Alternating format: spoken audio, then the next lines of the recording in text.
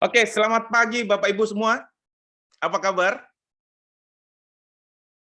Baik ya. Tanggal 28 kali ini akhir bulan kita ada acara kembali, acara Morning Talk bersama Job Street. Nah, Bapak Ibu mungkin bulan lalu kita udah pernah ikutan, yang teman-teman semua sudah ikutan beberapa hampir setahun terakhir ini ya. Kita mau juga dari tahun lalu kita mulai ada beberapa pembicara dari berbagai industri. Nah, kali ini saya akan mau, kalau boleh saya izin, saya akan share screen sejenak. Oke. Nah, kali ini buat Bapak Ibu semua mungkin yang baru pertama kali untuk ikutan dengan Morning Talk dengan Job Street, kali ini temanya sangat menarik karena sangat dinanti-nanti oleh teman-teman dari Bapak Ibu HRD semuanya, bagaimana menyikapi atau bagaimana melihat perspektif dari topik kita kali ini ya. Tapi sebelum saya mulai, oke Bapak Ibu, semua para peserta semua akan di audionya mute. Jadi Bapak Ibu, kita akan memang sengaja kita mute kecuali narasumber dan host ya. Kemudian Bapak Ibu kalau misalnya mau ada pertanyaan, boleh diketikkan di Q&A ya. Kapan aja Bapak Ibu bisa ketik di Q&A, bukan di chat ya, tapi di Q&A. Ya kalau misalnya Bapak Ibu ada pertanyaan ya. Nah, kita akan jawab pertanyaan Bapak Ibu di akhir atau di sesi Q&A. Ya. Jadi kita akan kumpulkan terlebih dahulu pertanyaan-pertanyaan Bapak Ibu di kolom Q&A, lalu akan kita respon di sesi Q&A. Nah, kemudian, ini yang paling sering ditanyain nih. Materi akan diberikan di akhir, linknya akan diberikan di akhir acara dan dikirimkan melalui email Bapak Ibu di H+1 ya. H+1 ke email yang Bapak Ibu registrasikan. Jadi mungkin kalau Bapak Ibu nanti ada pertanyaan, rekamannya boleh dikirim nggak ya rekamannya? Nah, kita akan kirimkan H+1, oke?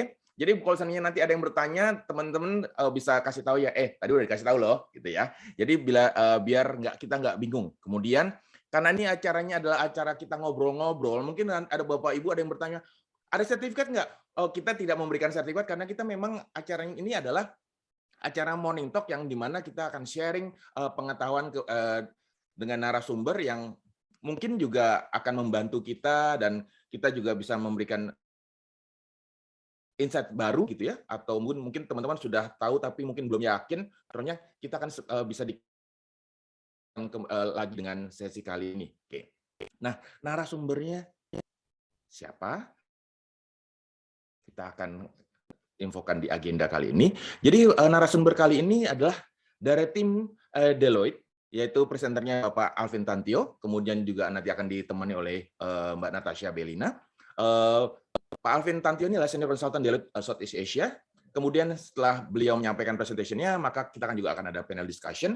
Lalu juga selain Pak Alvin dan Mbak Natasha, kita juga ada teman kita dari Job Street, Pak Reikal. Beliau yang juga akan membantu Bapak Ibu semua dalam sesi kali ini ngobrol-ngobrol kira-kira dari sisi Job Street seperti apa, support seperti apa yang bisa dibantu untuk Bapak Ibu semuanya. Oke.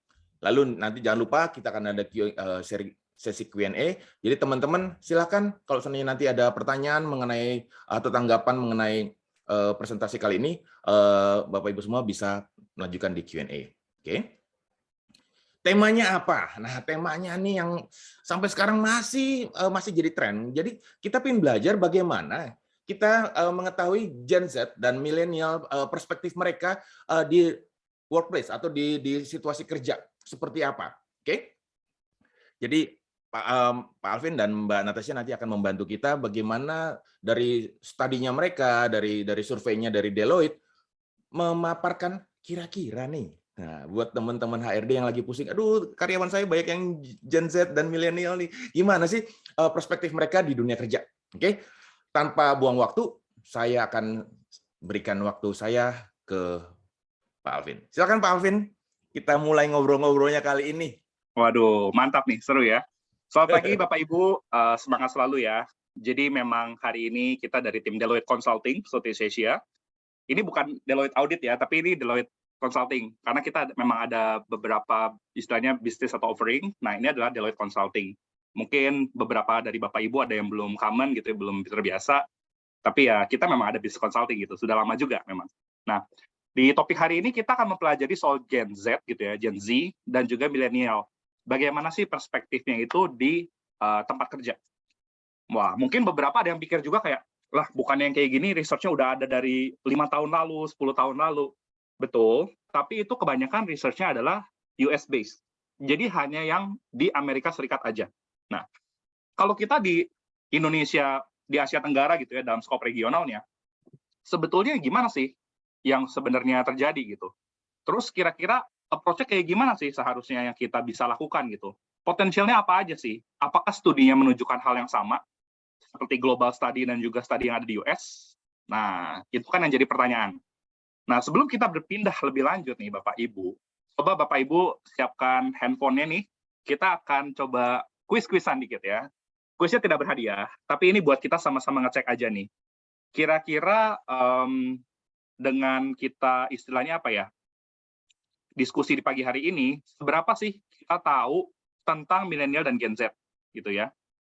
Oke, oh ini kodenya belum muncul. Sebentar ya, coba kita munculkan sedikit. Biasa ini. Masih pagi agak-agak ngantuk, kodenya lupa dikit. Tapi tolong siapkan dulu handphonenya Bapak Ibu. Kita akan coba gitu ya, dengan ya pertanyaannya dikit kok, cuma 3 pertanyaan, untuk mengetes seberapa istilahnya kita tahu gitu tentang Gen Z dan juga milenial. Nah, ini udah ada nih kodenya gitu ya. Jadi silakan Bapak Ibu coba gitu ya, masuk ke menti.com. Oke. Terus kodenya mungkin bisa dikirimkan juga Natasha dan Nadia ke kolom chat gitu. Berapa itu kodenya? Jadi silakan ya, coba Bapak Ibu masukin kodenya dulu. Ini ada beberapa pertanyaan aja, gampang-gampang kok. Nggak susah-susah. Ya, tenang, ini bukan ujian. Oke. Kodenya 68000998. Jadi masuk ke menti.com ya, atau scan QR code yang tadi. Nah, yang pertama, what are some ways that millennials or Gen Z truly differ from any other generation from your point of view? Jadi, apa sih yang membedakan milenial dan juga Gen Z itu sendiri, yang benar-benar membedakan mereka berdua nih, generasi milenial dan generasi Gen Z, dari generasi yang lain, dari point of view Bapak dan Ibu. Wah, ini menarik nih ya. Udah ada yang mention soal, wah, generasi ini sih, baik generasi milenial maupun generasi Z gitu ya. Ternyata katanya, kalau dari yang Bapak Ibu observe nih ya, kreatif dan juga menyukai hal-hal yang instan. Lingkungan kerja yang fast-paced. Apakah benar? Terus, menghargai work-life balance nih, muncul beberapa. Wah, ada yang tanya soal, ini mental apa mental nih? Nah, ini ada juga nih, manja hanya mau didengar. Baper gitu, waduh. Menurut Bapak Ibu, saya generasi yang mana nih? Jangan-jangan saya boomer lagi. Terus ada juga yang bilang risk taker, challenger and rebellious. Waduh, ini bau-baunya nih berdasarkan pengalaman nyata nih kayaknya ya. Ada yang bilang juga instant mindset, cara berpikirnya agak beda gitu dibanding generasi lain. Boleh kita turun sedikit? Mereka lebih kreatif, tapi tidak terlalu terikat peraturan. Waduh, ini kayaknya nyangkut-nyangkut sama yang rebel tadi ya. Menarik, menarik. Terus mandiri, kreatif, tapi lack of respect. Ini lack of respect, apa sebetulnya beda gaya komunikasi nih? Saya jadi penasaran nih, untuk Bapak Ibu yang mungkin generasinya milenial gitu ya. Dulu ketika ngobrol sama boomer, ada konflik atau dianggap lack of respect juga nggak tuh? Jangan-jangan ini memang gesekan yang umum terjadi di antara generasi. Nah, itu penting juga tuh, boleh kita tahu. Kreatif, maunya cepat, instan, purpose driven. Kreatif tapi cranky. Waduh, ini cranky gimana nih? Cara berbicara, cara berpikir dan cara bekerja. Outspoken. Oh, ada yang bilang picky juga nih. Picky ini bisa jadi ada pertimbangannya nih, kenapa? Nanti kita akan bahas nih, ini menarik. Terus, waduh, generasi lesehan ini. Kalau lesehan maksudnya rebahan gitu. Soalnya kalau lesehan biasanya yang saya tahu sih sambil liwetan nih, Bapak Ibu. Kutu loncat, nggak tahan banting. Waduh. Terbiasa dengan kemudahan teknologi. Nah, ini aspek teknologi juga sangat-sangat menarik nih, Bapak Ibu. Ya. Terus, wants everything instantly. Ini ternyata seru juga nih ya. Pak Guyup. Munculnya berkali-kali nih, wants everything instantly. Waduh, ini seru juga nih. Banyak Mungkin Mas evidence Reikal juga, jangan-jangan ya. Banyak evidence dari banyak evidence nih Bang. jangan-jangan nih. Tapi tenang Bapak Ibu, ini kan istilahnya yang kita berdasarkan perspektif kita nih. Nah, di sesi hari ini nih, kami dari Deloitte Consulting Southeast Asia, kita akan melihat juga nih, apa sih yang sebetulnya fakta-fakta dari research yang kami lakukan di akhir 2021 kemarin. Gitu. Jadi ini masih fresh banget nih, fresh from the oven. Mungkin Mas Reikal juga kalau mau masuk-masuk ini, silakan nih. YOLO, wah ini nih, YOLO, you only live once, ya. Jadi nggak mau kelewatan, nggak mau ketinggalan sesuatu, ya coba aja gitu kan, mumpung masih punya energinya. Flexible but uncontrollable. Wah, ini flexible but uncontrollable ini ada salah satu research juga nih dari Deloitte Consulting soal 10 rules of modern work. Kita ada rules of control nih salah satunya. Ini menarik nih ya kalau kita bahas nanti di sesi-sesi morning talk berikutnya. Nah ini juga nih yang kelihatannya pretty common. Ada tekanan sedikit langsung pindah kantor. Ada juga yang bilang out of the box thinker. Dulu ketika saya ngobrol sama beberapa kolega saya, teman saya ya di luar Deloitte, ada yang bilang, oh menurut saya pribadi, menurut orang itu ya, bukan menurut saya.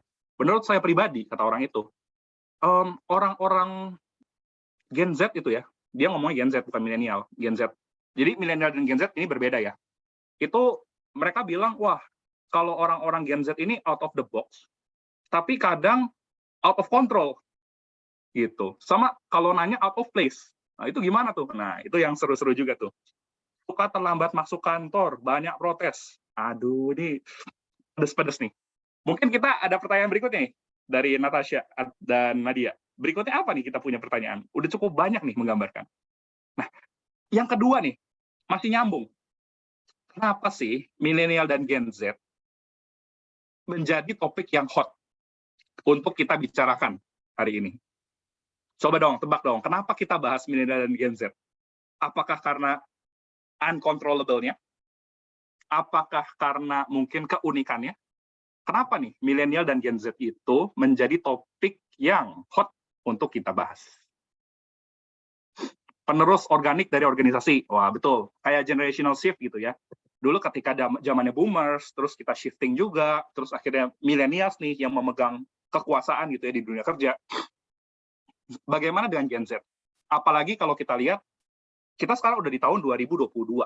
Nah, ketika bergeser ke tahun 2030, bagaimana tuh? Ayo, Bapak Ibu, langsung kita masukin. Mungkin bagi yang baru bergabung, bisa masuk ke menti.com, lalu masukkan kode 6800098. Ya. Kita mau lihat nih, penasaran juga. Populasi major, generasi produktif, big source of manpower, regenerasi, bonus demografi. Nah, ini bonus demografi menarik. Indonesia dari tahun 2030-an sampai 2040-an gitu ya, 2050-an bahkan, itu akan mengalami bonus demografi. Jadi angkatan kerjanya akan sangat-sangat banyak. Makanya ini menjadi kritikal nih buat kita nih sebagai HR practitioner, sebagai leaders di organization, sebagai level management, sebagai owner dari perusahaan, untuk mengarahkan mereka nih. Let's shape our future. Ya, because different mindset and lifestyle. Nah, jadi kita mau mengenal lebih lanjut. Terus generasi lama agak shock melihat perkembangan pesat generasi baru. Dan sebetulnya nih Bapak Ibu, ini tuh semakin terakselerasi dengan pandemi. Benar nggak?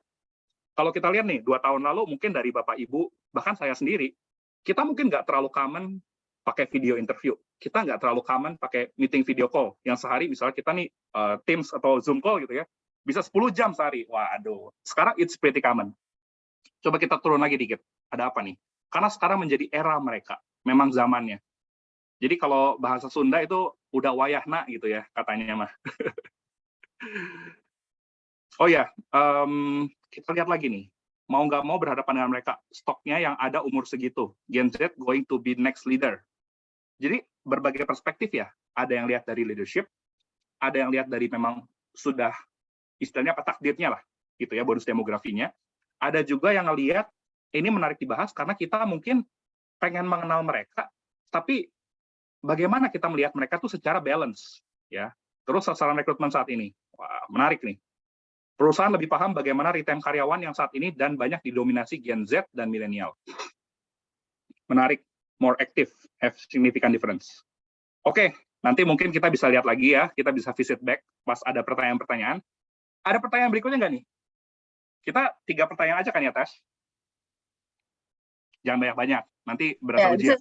This is the last question, Alvin. Oke, jangan banyak-banyak. What are some things that millennial or Gen Z demand from their workplace that other generations do?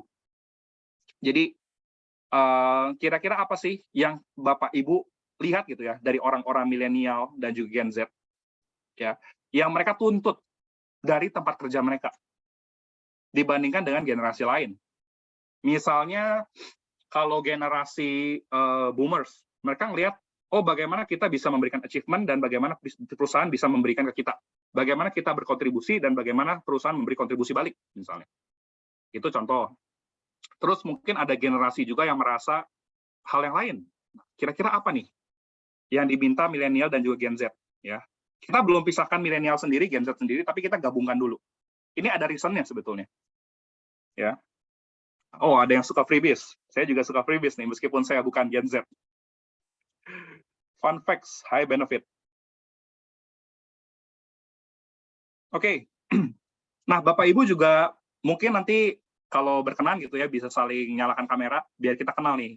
Ini misalnya orang yang mana nih, ini siapa nih? Jadi kita bisa bangun network juga di Morning Talk kali ini, nggak cuma dari sisi Deloitte Consulting Southeast Asia sama Jobstreet juga, tapi saling mengenal juga ya. Jadi saya bisa intip-intip nih. Siapa tahu ada teman saya ternyata. Oke. Mental health awareness, high benefit, work from home, agile working, work from anywhere, fleksibilitas, development, money tanpa tekanan, life balance. Waduh, money tanpa tekanan, life balance itu impian semua orang tuh. Salary, office culture, tunjangan, fun, ruang rekreasi. Yang ada PS5-nya gitu ya, Nintendo Switch, high tech, high wage and benefits, no toxic environment, working environment yang nggak toxic, aturan jelas untuk WFA. Waduh, ini pembahasan WFA, WFH, WFO ini seru juga ya sebetulnya. Tapi nantilah kita bahas di Morning Talk berikutnya. Jadi ini menarik sekali ya Bapak Ibu. Kalau kita lihat dari Menti gitu ya yang Bapak Ibu share, ini ternyata perspektif kita masing-masing mungkin ada yang sama, ada juga yang beda, nggak apa-apa. Untuk itu mungkin kita bisa balik nih ke layar gitu ya, ke layar presentasinya, Nadia, tolong dibantu. Untuk kita benar-benar bahas, sebetulnya tuh apa sih hasil temuan dari studi kita gitu ya. Terus bagaimana sih, apakah terkonfirmasi gitu, hal-hal yang tadi Bapak Ibu sebutkan, hal-hal yang Bapak Ibu mungkin rasa, kayaknya gini deh, saya pernah punya pengalaman kayak gitu. Apakah itu memang terbukti atau memang hanya salah satu atau salah dua dari circumstances yang ada. Ya. Thank you Bapak Ibu buat masukannya. Dan kalau kita lihat nih, tadi kan mungkin di Menti agak bingung, kok disatuin ya milenial dan Gen Z, nggak dipisah gitu surveinya satu-satu. Nggak apa-apa, karena sebetulnya dua generasi ini tuh ada di periode yang berbeda. Di sini mungkin boleh kirim ini nih, buat yang milenial bisa kasih komen, saya milenial, atau ketik milenial. Buat yang Gen Z, mungkin kalau ada yang join, boleh ngetik juga, saya Gen Z. Atau yang boomer, boleh ketik juga misalnya, saya boomer. Jadi memang ada dua generasi yang berbeda, yang istilahnya menguasai tempat kerja itu zaman sekarang gitu ya. Nah boleh nih, ketik M sama Z ya. Kita pengen tahu nih populasinya. Memang ini generasi yang berbeda. Jadi memang cakupan umurnya itu kalau milenial, itu yang kelahiran 1983 hingga 1994. Ya. Yang Gen Z itu 1995 sampai 2003. Ya, kebetulan saya di milenial tapi yang ujung-ujung lah, ya. Ujung kanan bukan ujung kiri. Dan ternyata dari number of population-nya gitu ya di Southeast Asia atau Asia Tenggara, itu tuh benar-benar menguasai angkatan kerja loh. Di zaman sekarang ya, itu milenial sekitar 30% dari populasi. Nah, itu yang populasi umum itu ya. Tapi ketika di dunia kerja, di dunia perkantoran, si milenial itu sekarang sekitar 50 hingga 60%. Nah, Gen Z secara populasi keseluruhan di Asia Tenggara itu ada 24%. Ya. Dan di dunia kerja itu udah mulai masuk 20 something lah, hampir 30%. Jadi kebayangkan, sekarang tuh power shift-nya di milenial, tapi Generation Z juga mulai banyak nih, ya lahir 95 sampai 2003. Jadi ketika Bapak Ibu, mungkin kita ditanya gitu ya, ketika kita ngomong 30 tahun lalu, masih banyak yang kebayang itu adalah tahun 1972. Nyatanya 30 tahun lalu adalah tahun 1992. Waduh. Dan itu salah satu yang membedakan juga gitu loh. Terus kira-kira dampak atau pengaruh ketika masa kecil dari milenial dan Gen Z itu ternyata berbeda juga. Milenial dipengaruhi oleh Asian Financial Crisis. Kejadian tahun 97-98 lah. Yang berlaku global gitu kan, Asia. Gen Z dipengaruhi oleh perkembangan dari Tiongkok atau Cina gitu ya, secara ekonomi, kekuatan politik, kekuatan teknologi, dan bisnis, serta bagaimana global financial crisis tahun 2008 itu mempengaruhi mereka juga. Nah, penggunaan teknologi tadi banyak banget yang jelasin atau nyebutin gitu ya. Kalau milenial itu ya mereka peralihan lah. Kita generasi milenial gitu ya, antara analog dan digital itu kita merasakan dua-duanya. Ya. Terus yang kalau misalnya Gen Z gitu ya, Gen Z itu ternyata sejak kecil itu sudah hyper connected secara digital. Jadi mereka adalah orang-orang yang digital native gitu. Bahkan di Asia Tenggara sendiri, orang-orang yang umur 16 sampai 24 gitu ya, itu mereka 60% paling sedikit gitu ya, udah bekerja secara online. Wah, ini berbeda sekali gitu environment-nya. Dan secara pengalaman karir gitu ya, kalau kita lihat secara di Asia Tenggara sendiri gitu ya, orang-orang milenial memiliki pride yang merasa, wah kita berhasil nih melewati Asian Financial Crisis tahun 98, and we grow stronger. Betul. Nah, kalau yang Gen Z, mereka merasa kayak, wah sekarang dengan percepatan teknologi, segala macam, dengan cara kerja yang agile, yang tadi disebutin Bapak Ibu, dan dipengaruhi oleh pandemik, mereka tuh semakin terakselerasi. Makanya, banyak sekali yang mungkin Bapak Ibu akan perceive, ini orang kok kayaknya buru-buru sekali, pengen apa-apa tuh tek. Tapi di satu sisi kurang ini loh, kurang kulonwunnya, kurang nuwun sewunya gitu loh. Nah, itu yang jadi poin yang menarik juga. Kita boleh next ke halaman berikutnya. Di study ini sendiri gambarannya gimana sih? Tadi Pak Alvin ngomonginnya Southeast Asia terus, Asia Tenggara. Nah, di akhir 2021 gitu ya, kita melakukan studi terhadap 1.000 responden. Ini kita studinya start small aja gitu ya. Dan sebetulnya dari Deloitte Consulting Global, kita juga ada studi secara global, nanti juga bisa dilihat per region, bahkan per country. Kira-kira bagaimana sih hasil studinya? Gitu. Nah, dari 1.000 ini, kita bagi merata ke Singapura, Malaysia, Indonesia, Filipina, Vietnam, Thailand. Sebagai istilahnya lumbung-lumbung, di mana Gen Z itu tuh paling banyak dan paling progresif. Baik secara apa? Startup-nya, baik secara misalnya quality of people-nya. Makanya kita pilih negara-negara ini yang merepresentasikan Southeast Asia dalam hal teknologi, bisnis, pengembangan, angkatan kerja, dan lain-lain. Secara gender split, secara generation, kita bagi secara merata, ya supaya nggak bias. Dan secara rentang umur, baik yang early career, baik yang misalnya baru bekerja profesional bisa selama 6 tahun, 7 tahun, bahkan yang sudah di level top management gitu ya, level GM ke atas, kita masukin semua. Oke?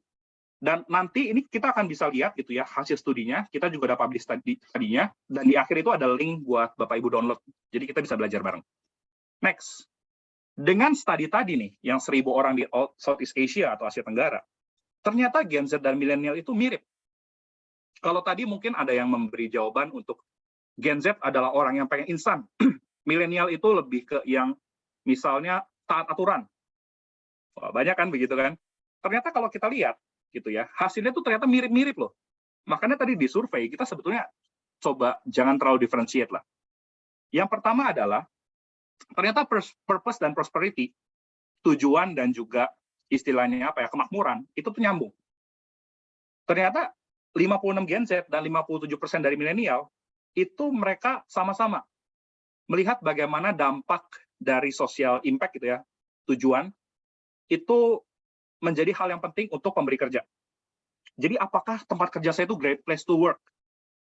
Saya bangga di sana, apa enggak? Itu ada di situ. Terus 81% Gen Z dan 83 milenial, kita ngelihat, ternyata mereka akan langsung mengambil pekerjaan, gitu ya, ketika ada kesempatannya. Jadi opportunity taker, sebetulnya. Itu bagus. Ya. Sama loh, ternyata mirip, nggak beda jauh. Terus ternyata 64 Gen Z dan 69% milenial, sama-sama menyenangi job stability dan well-defined career prospect. Karir saya ke depannya seperti apa ya? kalau saya melakukan ini, perform seperti ini, meningkatkan capacity dan capability saya bisa kemana ya? Jadi nggak cuma role saat itu, tapi ngelihat ke depan juga. Keduanya juga ternyata melihat growth culture sebagai hal yang penting. Bagaimana growth itu nggak cuma untuk perusahaan, tapi growth saya secara pribadi. Terus mereka merasa termotivasi dan juga terdorong gitu ya, bekerja secara kolaboratif. Ya, umumnya seperti itu. Nanti kita bahas perbedaannya, tenang. Di belakang juga ternyata Gen Z dan milenial itu menyenangi sesuatu yang disebut hyper personalization. Ya. Hyper personalization ini apa sih, kok banyak sekali terminologinya? Bayangkan Bapak Ibu misalnya punya sebuah super apps atau application, Bapak Ibu udah ketahuan lah favoritnya apa, hal yang direkomendasikannya apa, Bapak Ibu pengen punya sesuatu yang sesuai dengan kebutuhan Bapak Ibu, nah itu hyper personalization yang buat kita sendiri gitu. Dan hyper personalization ini ya, kalau ditanya soal workplace flexibility, fleksibilitas yang tadi gitu ya, yang milenial dan Gen Z sama-sama suka, terkadang ini mencakup aspek untuk kita setting goal dan juga aspirasi. Terus kira-kira bagaimana kita istilahnya signifikan gitu. Kita punya signature sendiri di office, lingkungan kerja. Cuma memang kalau kita lihat di Gen Z lebih kuat gitu. Makanya kita nih sebagai milenial yang mungkin udah jadi level manajemen, kita melihat wah mereka tuh aspirasinya kok kayaknya dinamik sekali gitu. Apa nggak capek lah lari? Seringkali ke arah sana. Nah, coba kita lihat next-nya apa nih yang kita punya dari studinya. Ternyata ada perbedaan yang muncul. Yang pertama adalah soal uang dan juga fleksibilitas. Yang kedua adalah soal kebebasan dan juga kolaborasi. Independensi itu selain kebebasan juga maksudnya bagaimana dia menjadi one man lah atau single player gitu. Ternyata soal money dan flexibility ya, ini yang menarik juga. Kalau banyak Bapak Ibu yang berpikir, oh Gen Z itu sangat idealis, sangat cinta sustainability dan lingkungan. Tapi ternyata mereka juga tetap senang loh kalau misalnya mereka di-reward berdasarkan pekerjaan mereka. Makanya mereka tuh kadang kepo gitu. Gaji lu berapa sih? Kemarin gue baru dapat ini nih, performance bagus. Performance-nya gimana ya? Performance lu gimana? Gaji lu berapa? Mereka lebih terbuka dengan hal-hal seperti itu. Ya. In a good way, memang itu bisa memotivasi mereka secara luas. Tapi in a risky way, gitu ya, kita harus memikirkan nih, waduh, kalau mereka ngomong-ngomongin gitu gimana nih? Apakah ada aspek hyper personalization juga di sana? Itu yang harus kita lihat. Sementara millennials for rewarded at work gitu ya. Milenial itu lebih menghargai fleksibilitas. Ya. Dibanding yang tadi gitu, dibanding ternyata di reward gitu. Wah, ini agak berbeda gitu ya dengan studi yang biasa kita lihat. Dan milenial itu juga bisa jadi dipengaruhi oleh beberapa hal. Karena kan tadi lahiran 83 sampai 94 gitu ya. Mungkin ada yang sudah menikah, ada yang fokusnya lebih ke arah family, maka mereka lebih menghargai lagi fleksibilitas itu. Ya. Dan keduanya tapi ternyata masih memiliki persamaan. Mereka sama-sama senang dikenal atau direcognize sebagai orang yang memiliki high potential dan diberikan opportunity dan diberikan tantangan baru. Seperti tadi sebelumnya kan, hampir 60% itu ternyata opportunity taker gitu. Asal kita berikan dan arahkan dengan tepat. Nah, kalau ngomongin soal rewarded gitu ya, yang terkait dengan attract dan retain, kita ngomongin soal retention tapi alasan keluar. Biasanya Gen Z itu kenapa sih dirasa, kok kayaknya pindah-pindah, baru loh 8 bulan udah resign. Karena mereka merasa, oh saya kayaknya nggak di-reward sesuai dengan kontribusi yang saya berikan.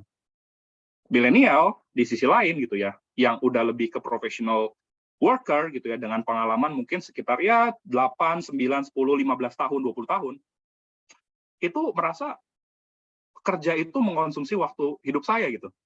Ini terkait kan dengan flexibility tadi gitu. Jadi makanya ketika banyak perusahaan gitu ya menerapkan, wah kita coba nih program well-being, work-life balance, apakah itu bisa menyasar semuanya? Enggak. Approach-nya bisa berbeda. Nah, keduanya ternyata ngasih ranking nih untuk toxic working environment dan culture itu sebagai alasan untuk keluar. Jadi seringkali nih kita bikin program bagus-bagus, bikin snack corner, entertainment corner, tapi kita lupa bahwa ternyata work environment dan culture itu penting. Nah, kita sibuk, kayaknya startup yang warnanya itu bikin ini nih, fun corner. Kayaknya perusahaan FMCG yang ono bikin gym nih. Kita ikutan apa?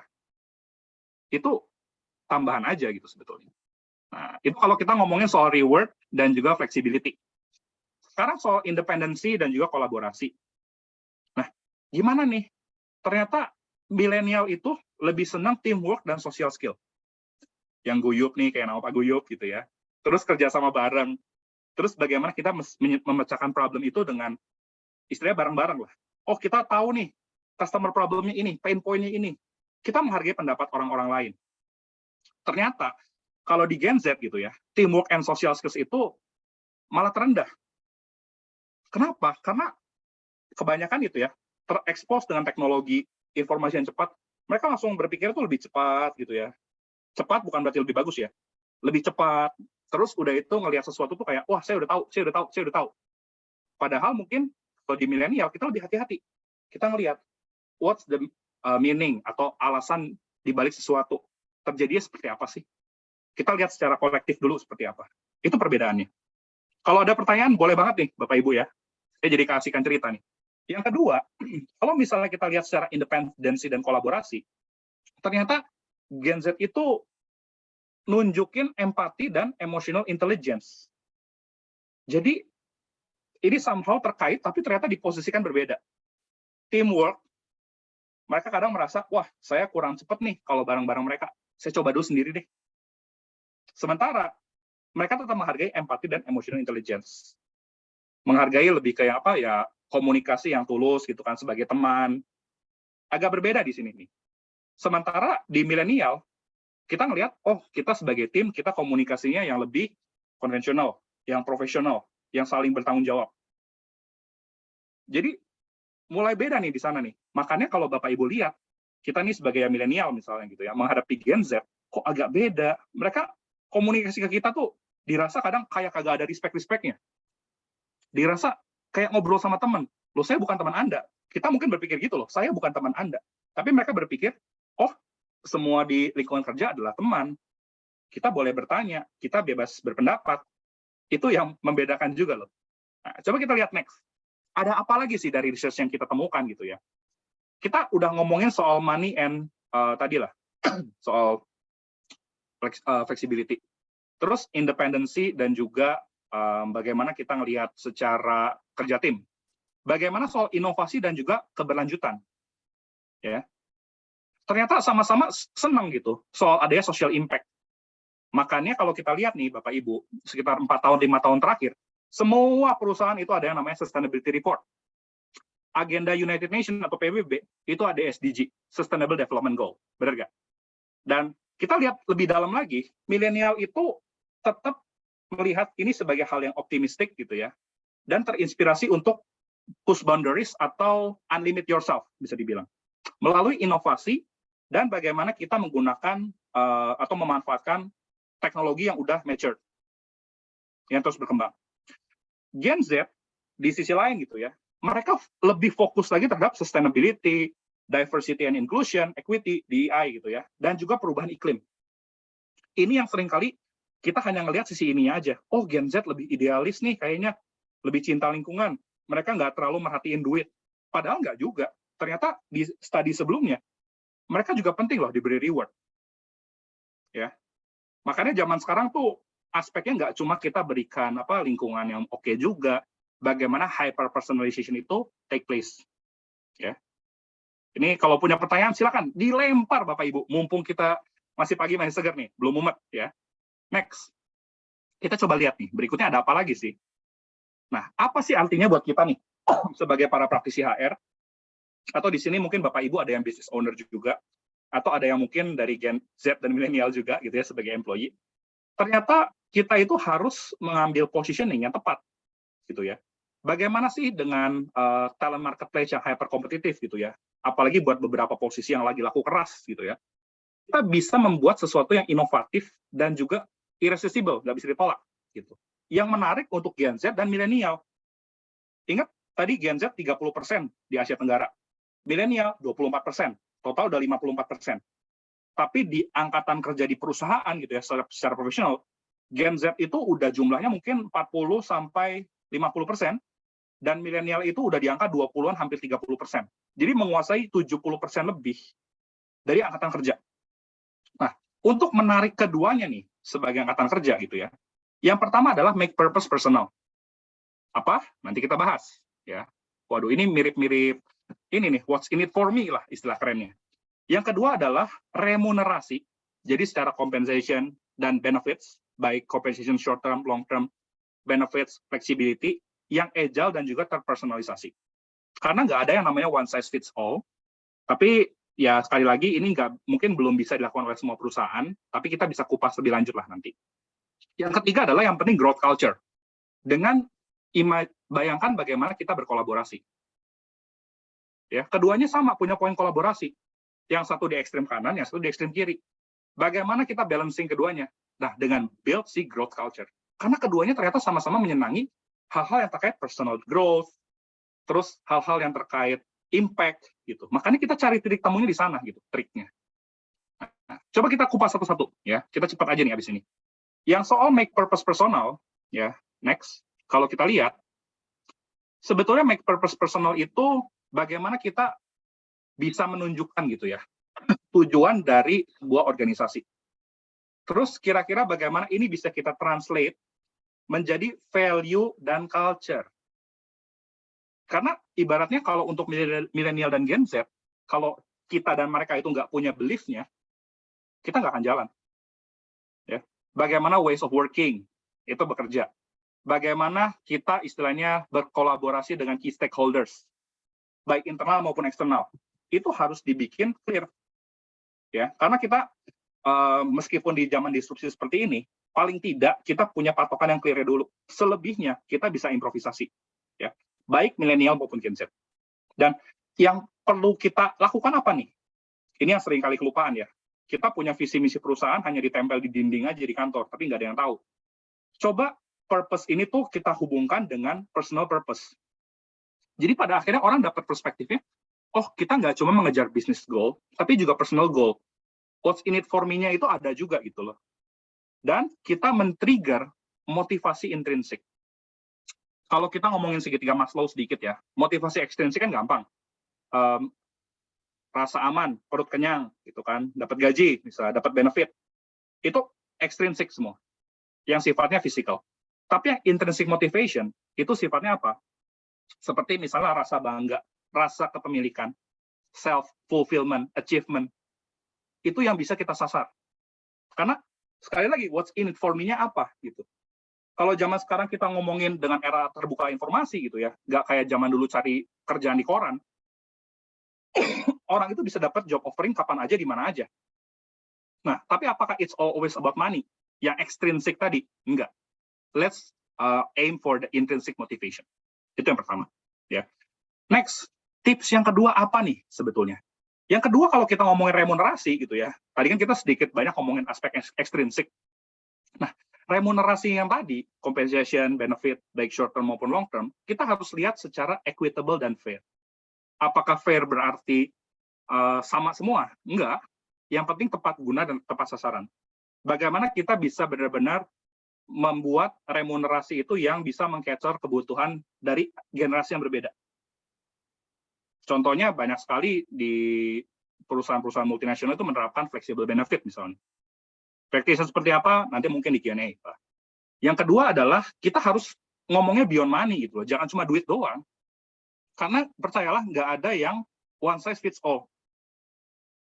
Oh, benefitnya begini, sikat buat semua karyawan. Mungkin ketika 20 tahun lalu, 15 tahun lalu, 10 tahun lalu masih relevan. Sekarang, tanda tanya. Yang ketiga adalah bagaimana kita bisa membuat remunerasi strategi itu yang equitable tadi, ya, tapi agile dan juga bisa personalized. Karena ada testimoninya nih. Kayak misalnya Gen Z merasa, saya nggak masalah kerja overtime, yang penting saya diberi reward yang pantas. Ada juga milenial yang ngomong, saya pengen punya work-life balance. Saya nggak mau kerja tipes gitu loh. Saya pengen sesuatu yang ya saya cari duit buat apa gitu kan setelahnya. Yang ketiga ada juga Gen Z yang merasa saya pengen ngelihat karir saya tuh progresinya cepat. Kenapa nggak bisa setahun tuh promosi 2 kali atau 3 kali sih? Kalau dulu zaman milenial gitu ya, Mas Goyok, Mas Rikal, kita ngelihat oh ya 2 tahun sekali promosi aja udah bagus gitu kan. Udah talent lah. 1,5 tahun sekali promosi udah talent gitu kan. Gen Z pengen lebih cepat lagi gitu. Mereka pengen ngelihat what's the real impact di depan saya instantly. Ini yang mungkin seringkali salah dipersepsikan sebagai kok pengennya instan, kok manja, kok lenje, kok pengennya baru kerja dikit udah dikasih reward, kerja dikit kasih reward, kok dikit-dikit isi bensin, dikit-dikit isi bensin gitu. Ini juga yang menjadi menarik gitu. Tapi balik lagi, yang pertama, kita harus lihat what's in it for me itu apa strateginya. Yang kedua adalah tailored remuneration dengan prinsip yang equitable dan agile. Tips yang ketiga, kalau kita lihat next gitu ya, sebetulnya ini tuh ngomongin soal tadi kan, yang satu sangat suka kolaborasi, yang satu itu terkesan individualistis. Komunikasinya juga, wah beribet nih kayaknya nih. Ternyata kalau kita lihat, keduanya itu memiliki kesamaan soal growth culture. Gimana mereka bisa mengembangkan diri, mereka bisa mencapai potensi tertingginya, bagaimana impact mereka terhadap lingkungan, itu penting juga. Nah, di sini kalau kita bayangkan gitu ya, bagaimana sih kita bisa set up hybrid working culture gitu ya, dan juga growth culture, hybrid ya, bukan berarti WFA terbaik, WFH terbaik, WFO terbaik, hybrid itu bisa kita ambil approach gitu ya, dengan workforce yang ada. Ternyata kita harus berpikir bagaimana membentuk tim itu secara cepat. Bagaimana mereka bisa langsung, wah, stick to the team, mereka kerja bareng. Karena kalau misalnya terlalu terpisah-pisah, mereka akan jalan sendiri. Yang satu geng-gengan sendiri, yang satu jalan sendiri, gitu kan. Jadi coba kita organize si workspace tadi, gitu ya. Dan juga kita adaptasi dengan teknologi yang ada untuk hybrid condition. Terus yang kedua adalah bagaimana kita bisa memberikan psychological safety. Jangan kayak merasa nanti, waduh, kalau saya nggak WFO, gitu ya, berarti saya dianggap nggak kerja. Terus bagaimana kalau misalnya kita punya diversity of thought? Wah, generasi yang berbeda gitu ya. Tujuannya sama-sama untuk growth culture gitu ya. Tapi bagaimana pendapat kita dihargai, pendapat Gen Z dihargai. Nah, coba cari titik tengahnya di sana. Bagaimana approach yang bisa kita lakukan. Jadi growth culture ini tuh kita nge-trigger, udah what's in it for me-nya jalan, personalized reward-nya jalan, sekarang kita pikirkan juga dari mindset mereka, secara ways of working-nya seperti apa. Kita next. Waduh, sorry nih, Pak Guyup, agak ngaret-ngaret dikit nggak apa ya. Tapi intinya kalau kita ngomongin soal war of talent tadi, pemenangnya itu sebetulnya adalah orang yang mendengarkan dan melakukan action. Kalau mendengarkan doang ya kita mungkin jadi dalam tanda kutip terlalu akademik. Kalau kita langsung action, kadang kita itu belum sempat melakukan hal yang benar, tapi kita mencoba melakukan itu dengan benar. Jadi kita harus do the right things, baru do the things right. Nggak bisa langsung loncat ke do the things right gitu. Listen dulu, baru act. Empati, eksplorasi, baru eksekusi, ibaratnya. Dan kalau kita lihat gitu ya, kalau mau kita merevolusi early career buat para Gen Z gitu ya, experience-nya harus kita pikirkan. Bayangkan kalau misalnya zaman dulu gitu ya, kita punya career graduate program. Gimana kalau ternyata gitu ya, si Fortune 500 CEO zaman sekarang itu adalah produk dari graduate program di tahun 90-an sampai 2000-an. Gitu. Ya. Ternyata, wah, benar juga. Early career itu yang harus kita tap dari awal. Nggak bisa kita nunggu 5 tahun lagi, 10 tahun lagi, bahkan 20 tahun lagi ketika udah ada generasi alpha ya. Nggak bisa. Listen and act. Ya. Karena ingat, 500 Fortune 500 CEO itu sekarang produk-produk dari early career plan yang dilakukan 1990 sampai 2000-an. Jadi bagaimana nih kita bisa nge-tailor buat generation yang baru. Bukan dengan caranya boomer, bukan dengan caranya milenial, tapi dengan caranya mereka. Ya. Bagaimana kita bisa membuat irresistible experience, seperti studinya Josh Bersin ya. Dulu ada Bersin by Deloitte. Itu kita bikin irresistible experience gitu, buat first timer. Dengan nge-tap yang tadi, what's in for me-nya apa? Tailored remuneration seperti apa? Bagaimana ini bisa contribute ke arah growth dan culture misalnya. Kurang lebih seperti itu. Nah, cukup panjang ya. Mungkin Bapak Ibu lelah. Banyak banget yang udah mulai nanya Q&A-nya Mas Alvin. Oh, boleh. Boleh. Nanti habis ini saya mau share juga, teman saya nih, Natasha mau share juga sedikit gitu ya. Salah satu practice yang kami lakukan nih untuk tap si early generation ini. Tapi mungkin kita boleh 1 atau 2 pertanyaan dulu kali ya sebelum Natasha share ya. Oke.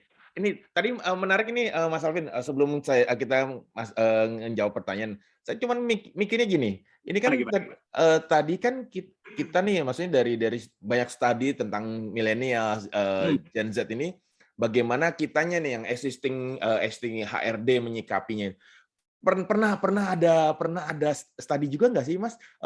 Gimana si milenial ini sama Gen Z ini how to adapt to us nih yang dinosaurus ini nih. Gimana mereka karena kan kayaknya yang kita yang udah tua-tua ini yang harus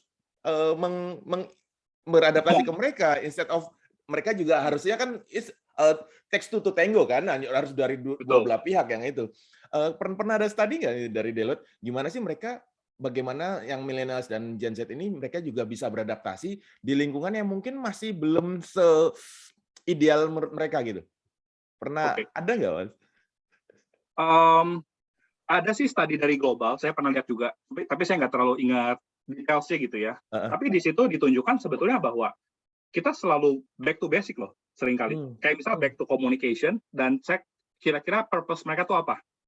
Baik purpose mereka untuk bekerja, maupun purpose mereka untuk diri mereka sendiri. Kita akan selalu balik ke sana. Itu yang pertama. Yang kedua adalah bagaimana sih connect dengan mereka gitu ya. Mungkin ini saya share sedikit pengalaman saya gitu ya. Saya juga dulu pernah ada megang klien lah. Tapi ini pribadi ya, bukan ala Deloitte. Salah satu contoh praktikalnya adalah kita bikin yang namanya reverse mentoring. Jadi kalau tadi kita cerita nih ya, Pak Guyup, kayak Mas Guyup ada yang kayak, oh bagaimana sih generasi dinosaurus ketemu dengan generasi yang digital native ini nih, ya. Kita bisa terapkan yang namanya tadi, gitu loh, reverse mentoring. Kalau dulu biasa kita dengar mentoring, kita kebayang adalah, oh orang tua ngajarin, ngomong anak-anak yang lebih muda. Coba di reverse. Bagaimana si anak muda ini diberi kesempatan, diberi panggung untuk share.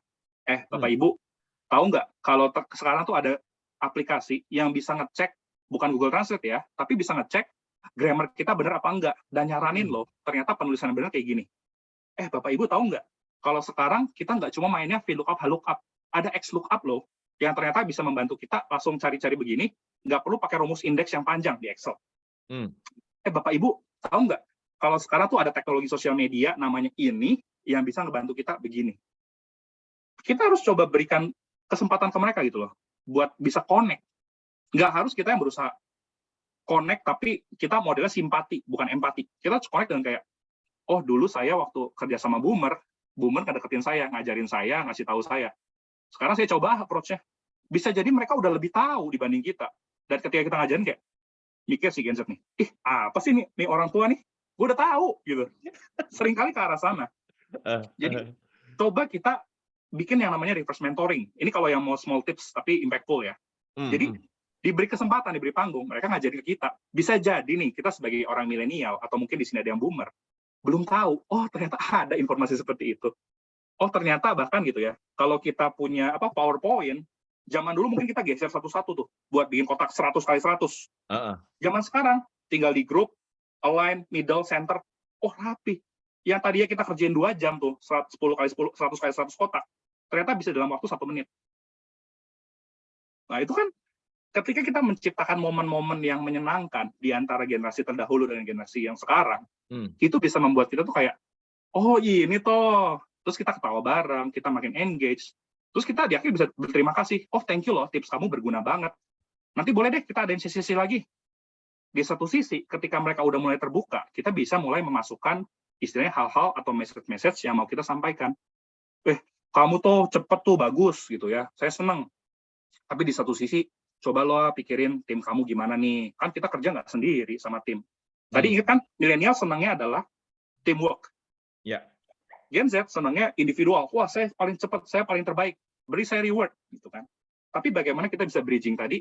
Kuncinya adalah tadi, komunikasi dan kita beri kesempatan. Jadi, jangan kita yang terlalu effort, ngedrive, kita beri kesempatannya aja. Kita lihat, what will they do? Karena mereka, again, orang yang mau ngambil opportunity juga. Tapi caranya sedikit berbeda dengan milenial. Oke. Wah, gitu. ini seru nih, apalagi istilah kalau zaman sekarang nih, kalau lagi di TikTok nih lagi happening istilah effort apa basic sih? Aduh, effort apa basic sih? Oke, oke. Nah, ini kira-kira Mbak Natasha mau share apa nih ke kita nih, Mas Alvin? Hari ini Mbak Natasha akan share juga nih tentang Oke. salah satu study case kita lah dengan MindID. Jadi MindID buat Bapak Ibu yang mungkin belum familiar, ini adalah holding BUMN untuk mining.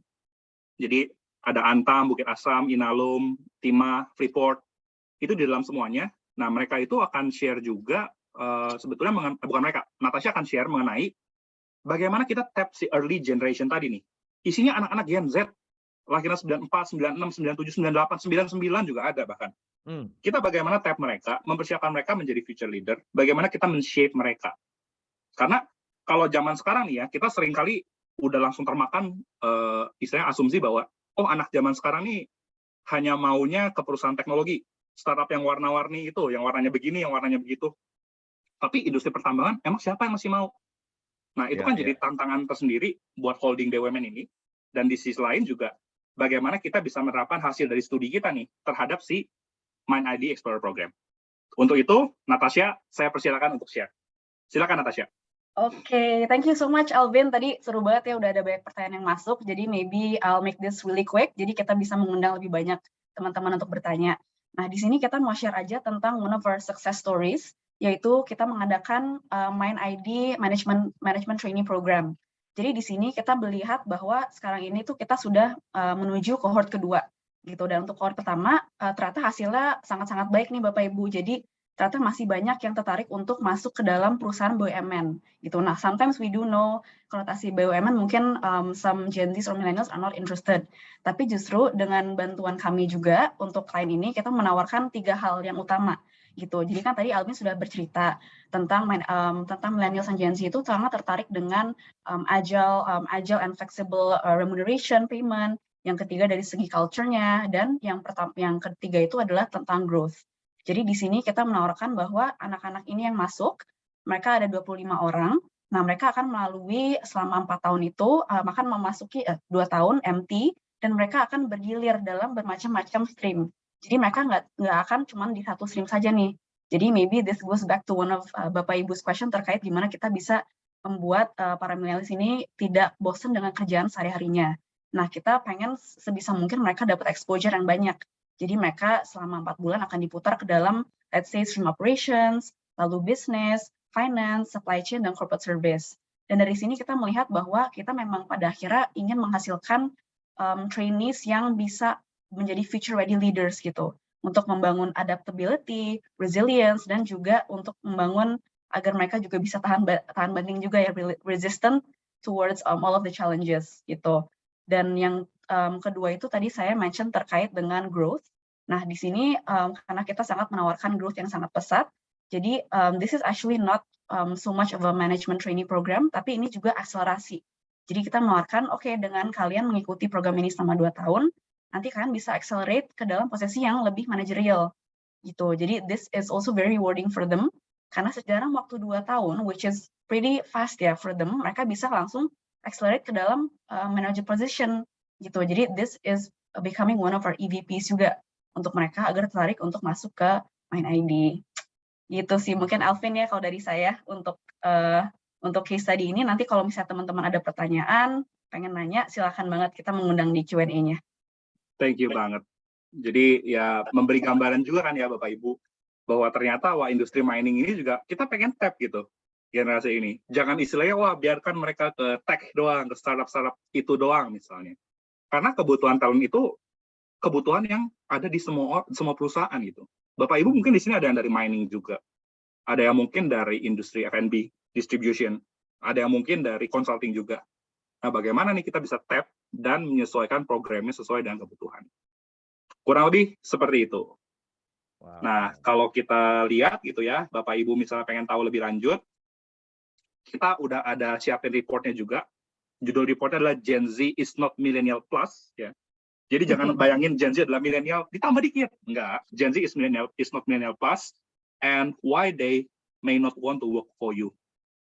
Silakan dicek, scan QR-nya, atau kalau mau cek di Deloitte website juga tinggal ketik Gen Z is not millennial plus. Dan kalau misalnya Bapak Ibu pengen request for proposal, silakan.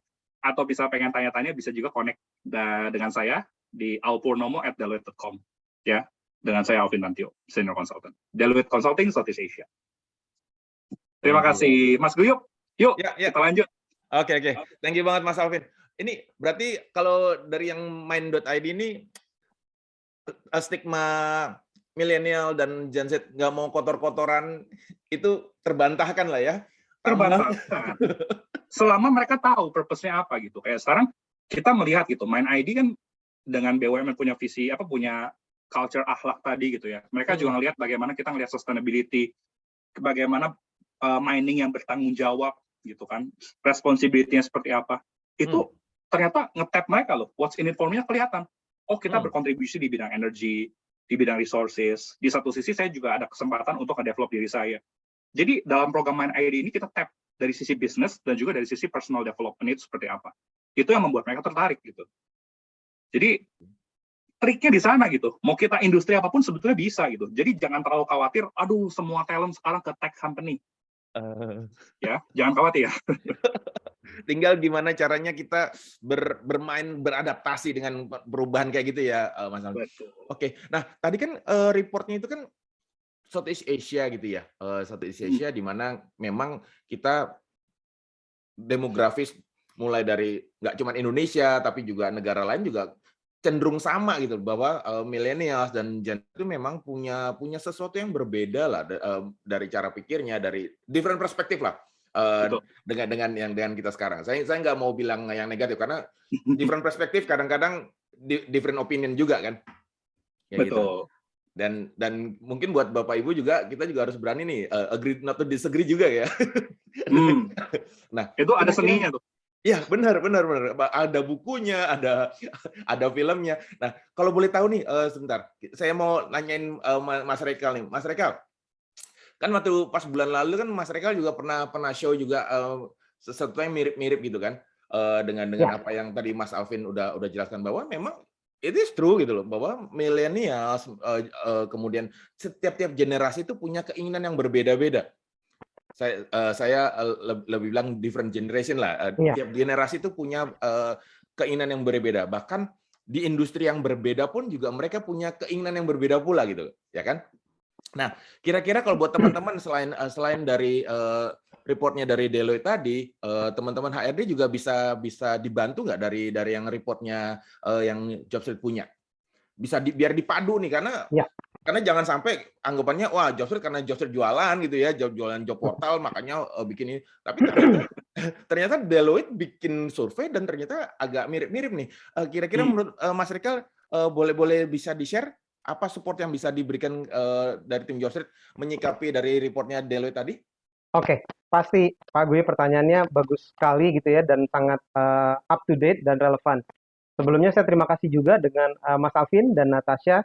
Jadi apa yang kita share hari ini, apa yang kita dengar hari ini benar-benar istilahnya membenarkan gitu ya effort daripada Jobstreet selama ini gitu. Jadi kita di Jobstreet sangat percaya yang namanya research, data, dan statistik gitu untuk melakukan action plan yang terbaik. Kalau misalkan mungkin 10 tahun yang lalu gitu ya kita masih rely on opinionated direction gitu ya dari expert, pakar, artikel, kemudian dari asumsi, dari coba-coba gitu ya. Mungkin itu dulu bisa gitu, tapi sekarang zaman is rapidly changing gitu. Dan tadi ada Mas Alvin juga share generational shift, kemudian ada expectation, ada changes in the job market gitu ya. Jadi perubahan di pasar kerja sendiri. Jadi penting sekali kita membaca data dan mengerti resources sebelum kita melakukan langkah ke depannya gitu. Jadi thank you banget Mas Alvin, itu saya sangat senang banget. Dan untuk menjawab pertanyaan Pak Guyup, sebenarnya ada nggak sih di Jobstreet yang bisa membantu rekan-rekan gitu ya untuk memadukan gitu dan untuk streamline gitu ya dari proses rekrutmen sendiri dari mulai starting sampai end bahkan sampai retention programnya gitu. Jadi end to end recruitment. Jawabannya pasti ada. Kenapa? Karena Jobstreet selalu visinya ke depan adalah sebagai talent partner gitu ya. Bukan sebagai cuman hanya job portal gitu pasang iklan lalu ya udah tinggal. Jadi kita tuh sebenarnya ingin memberikan solusi terbaik apapun isu ataupun kendala yang dihadapi oleh rekan-rekan recruiter semua begitu ya maupun HRD dan organisasi di sini. Jadi kalau boleh saya share sedikit Mas Alvin, Natasha dan Pak Guyup, saya share screen sedikit gitu ya. Ada yang namanya karena kita ngomongin data gitu ya dan survei, ada yang namanya loss of attraction gitu ya. Dan ini bukan super app yang kayak Mas Alvin bilang yang menjodohkan pencari kerja dengan mencari kerja atau yang jomblo dengan yang non jomblo, tapi ini lebih kepada driving factors gitu ya. Jadi apa yang sebenarnya menjadikan daya tarik bagi pencari kerja gitu ya untuk melamar sebuah pekerjaan atau untuk stay pada sebuah pekerjaan. Jadi saya share sedikit ya.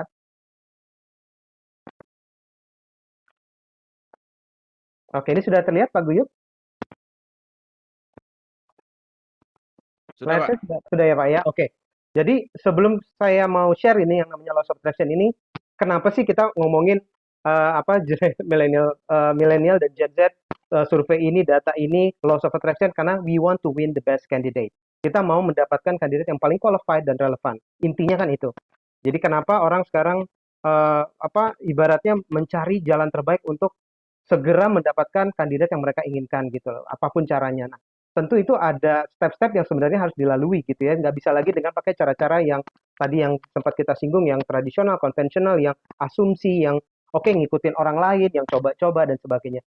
Mungkin kita lebih baik sekarang kita memahami apa yang sebenarnya diinginkan atau apa yang sebenarnya terjadi di market atau di pasar gitu ya. Jadi kalau saya boleh di sini sedikit ceritakan gitu ya, tadi udah disinggung juga oleh Mas Alvin, sebenarnya driving factors daripada bukan hanya milenial dan generation Z, itu sebenarnya dari semua pencari kerja itu cukup banyak factors gitu ya. Dan specifically untuk generation Z dan milenial ini pastinya work life balance gitu ya. Tadi additional benefit seperti hybrid work program tadi gitu ya yang sudah kita singgung, atau mungkin adaptable office dan sebagainya. Dan ternyata banyak hal lainnya. Jadi bukan itu saja, gaji sudah pasti itu adalah main kriteria gitu ya. Kemudian ada development, ada growth, kemudian ada mungkin dari proses rekrutmennya sendiri, dari reputasi perusahaannya sampai yang tadi yang namanya disinggung oleh Mas Alvin, yaitu sesuatu yang intrinsik gitu ya, itu tanggung jawab sosial. Ini menjadi semakin penting. Jadi benefit-benefit mungkin itu sebagai surface value gitu ya, dilihat oh ya ini keren perusahaannya gede, benefit ini benefit ini. Tapi sebenarnya tadi kita dengar juga sama-sama bahwa pencari kerja khususnya milenial dan generation Z itu sebenarnya mencari sesuatu yang lebih dalam, yang deep gitu ya. Jadi di sini yang mau kita dalemin sebenarnya melalui law of attraction ini. Bukan hanya untuk kedua generasi ini. Jadi across generation, across industry, bahkan across roles maupun specialization gitu. Namanya law of attraction. Jadi ini adalah survei juga Mas Alvin dan Natasha yang kita lakukan di JobStreet gitu ya, at the end of beberapa tahun yang lalu gitu ya. Karena kita tidak pernah menduga ya, pada waktu itu tidak pernah menduga sebenarnya akan ada pandemi yang long term seperti ini gitu dan berdampak sangat global. Jadi waktu itu kita decided gitu ya untuk melakukan sesuatu supaya kita bisa share, supaya kita mendapatkan insight yang bisa kita berikan secara actionable kepada para hirer atau para pemberi kerja dan para pencari kerja. Dan bentuknya adalah sebuah survei yang dinamakan Law of Attraction ini. Jadi intinya adalah we want to know what job seekers really want, gitu, what drives them. Kemudian how can your company differentiate from others and how. Ya intinya kurang lebih seperti itu. Jadi kalau tadi dari surveinya Deloitte gitu ya mengenai millennial dan generation itu sangat baik banget, sangat menarik banget dilihat gitu dan itu penting banget. Dan kami juga gitu ya menyarankan, mendorong rekan-rekan di sini menyatukan, memadupadankan survei yang kita lakukan bersama dengan Deloitte. Karena surveinya sendiri juga cukup komprehensif. Itu kita respondennya kita lakukan di beberapa negara secara simultan gitu ya, di mana ada JobStreet seperti Philippines, Hong Kong, Singapura, Indonesia tentunya. Nah, di sini per negara itu respondennya ada sekitar 9.800 responden ya dari pencari kerja.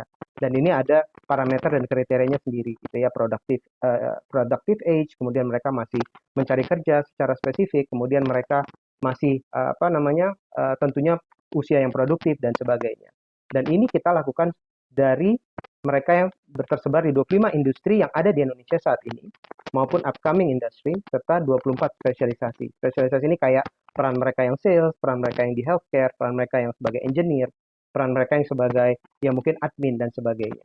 Nah, ini kita membandingkan data atau respon yang mereka yang kita lakukan terhadap mereka untuk membandingkan 7 variabel ya, seperti industri, spesialisasi, usia, gender gitu ya, posisi jabatan, lokasi, dan status pekerjaan. Nah, kurang lebih seperti itu. Ini gunanya tentunya untuk memberikan actionable insight tadi gitu, supaya ketika si hirer gitu ya, sebuah organisasi ini mau mencari tim, mau mencari talent gitu, mereka tuh benar-benar punya satu solid ground, solid framework untuk mengkomunikasikan apa yang mereka expect dan apa yang mereka bisa berikan kepada pencari kerja.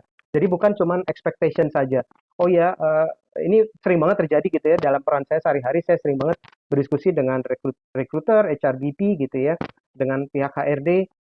Pokoknya mereka punya ultimatum gitu. Ini job spec dari kita, ini job description dari kita, ini kualifikasi dari kita. Kalau kandidatnya nggak bisa menuin, nggak apa-apa, kita move on. Sepertinya mindset seperti itu udah tidak bisa dipelihara lagi begitu ya Mas Alvin ya.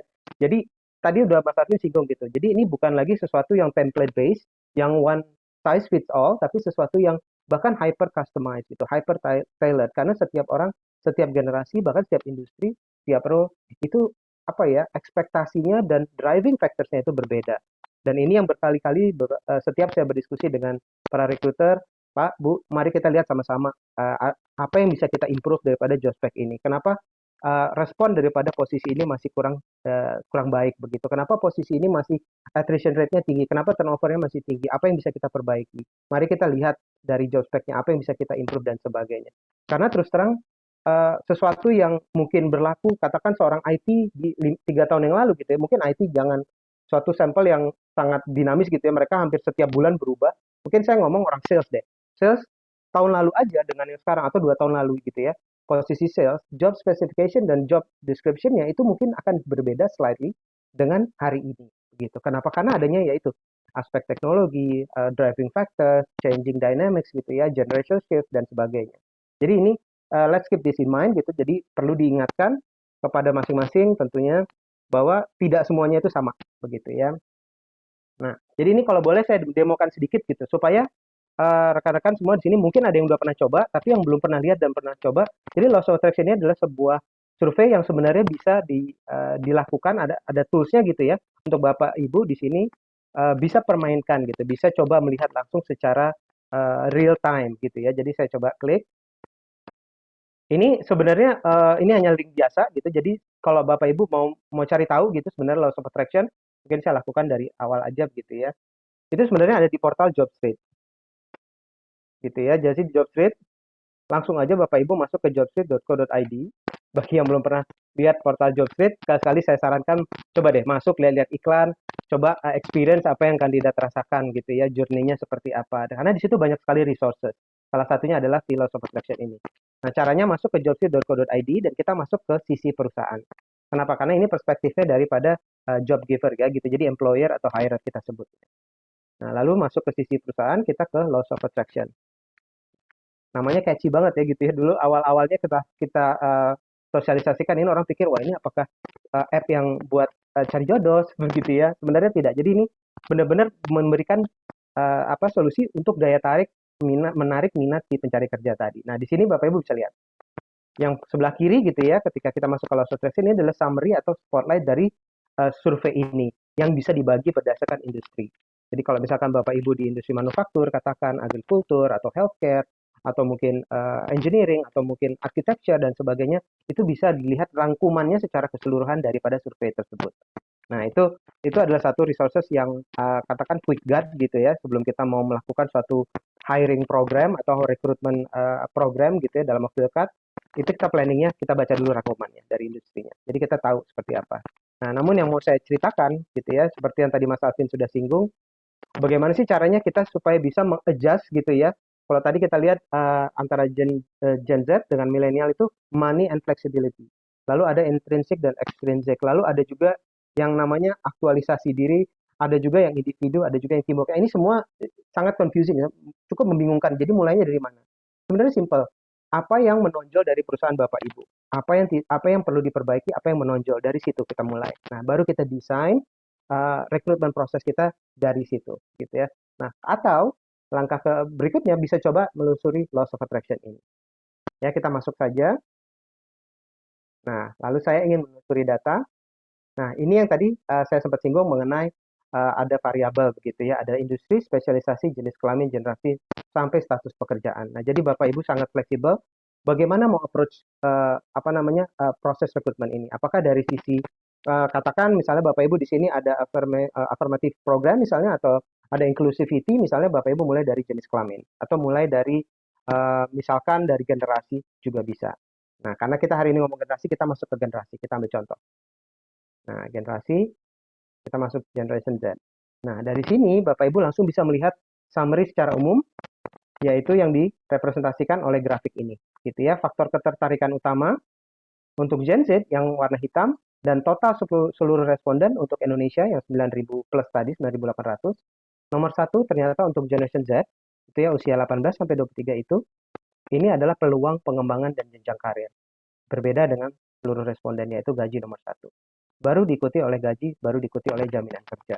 Nah, dari sini saja sebenarnya saya udah bisa advice gitu ya kepada para HRD atau recruiter yang menitik beratkan untuk mencari kandidat Generation Z yang ngomongnya tuh hanya melulu gaji, remunerasi, benefit, bonus.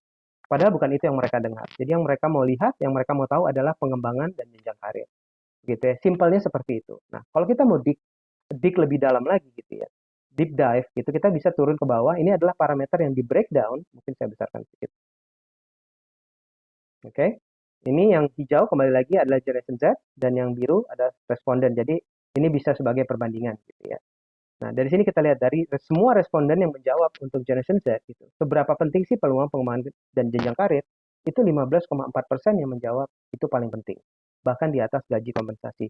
Dan ini bukan sesuatu yang yang kayaknya ini anomali gitu. Enggak, dan itu benar terjadi gitu. Jadi kalau kita lihat di industri manufaktur gitu, sekarang kandidat itu selalu ingin mencari tahu perusahaan itu punya CSR program nggak? Perusahaan itu punya social media channel aktif nggak? Perusahaan itu punya katakan program-program yang bisa mendukung sosial nggak gitu? Karena mereka mencari hal-hal itu. Dari mana kita tahu? Karena contoh aja dari traffic atau impression ketika mereka melihat sebuah iklan di JobStreet mengenai perusahaannya, yang mereka cari adalah itu bagaimana perusahaan itu mempunyai situs atau mempunyai website, homepage yang menggambarkan CSR program mereka. Itu loh, trafficnya tingginya di situ. Jadi ini terreflect banget dengan yang tadi Mas Afin sempat singgung, yaitu mereka itu mencari intrinsic values yang mendorong mereka untuk melamar suatu pekerjaan. Karena buktinya ada di sini juga. Gitu ya, gaji itu bahkan nomor 2. Nah, sekarang kalau kita mau langsung bandingkan gitu ya, langsung secara head to head misalnya, seperti itu. Nah, kita Generation Z dan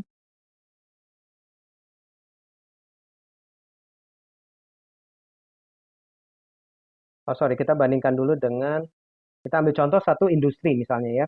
Industri yang lagi sekarang hot button gitu ya, yang hot topic kan IT ya. Betul, kita cari yang software, kita ambil contoh karena sekarang hampir semua orang rasanya mencari IT. Nah, misalkan di sini tadi ya,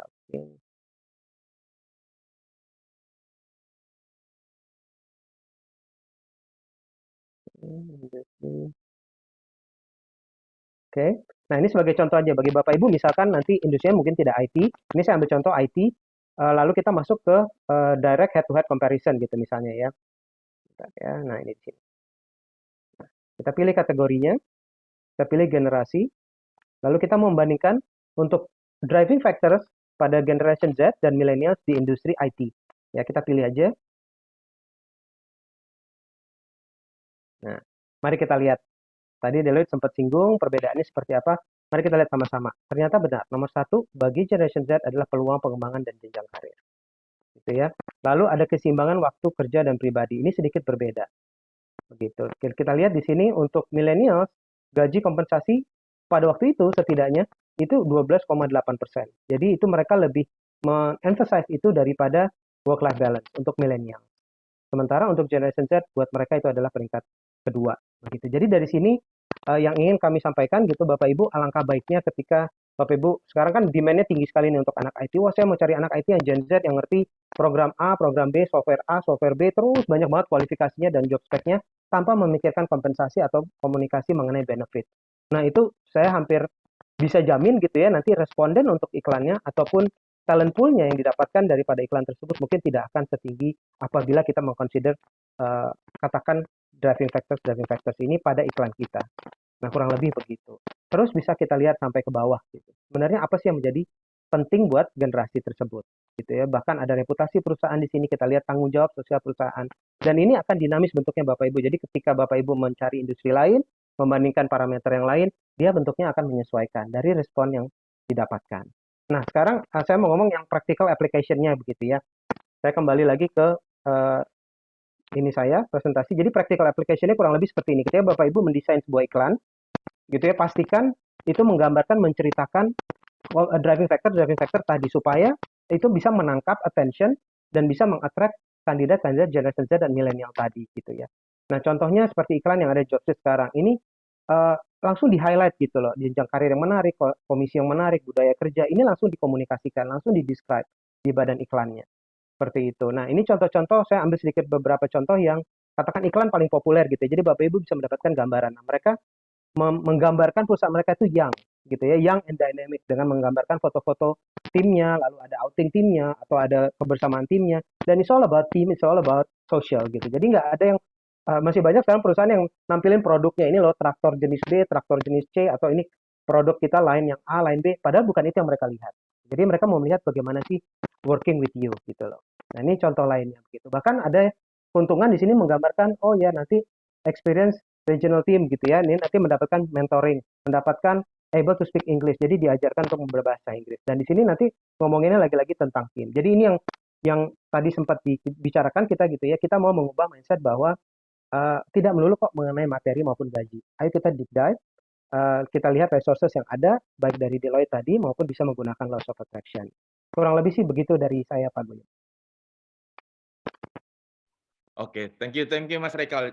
Jadi apa yang tadi Mas Alvin omongin, kemudian dengan Mas Rekal omongin itu sebenarnya juga bisa langsung diaplikasikan nih. Karena kalau seandainya mungkin kan kita mikirnya setiap kali ada survei, setiap kali ada studi gitu dari badan-badan memang yang bagus, kadang-kadang kita dari HRD bingung, ini aplikasinya gimana ya? Kita mau ngeiyain apa enggak gitu ya.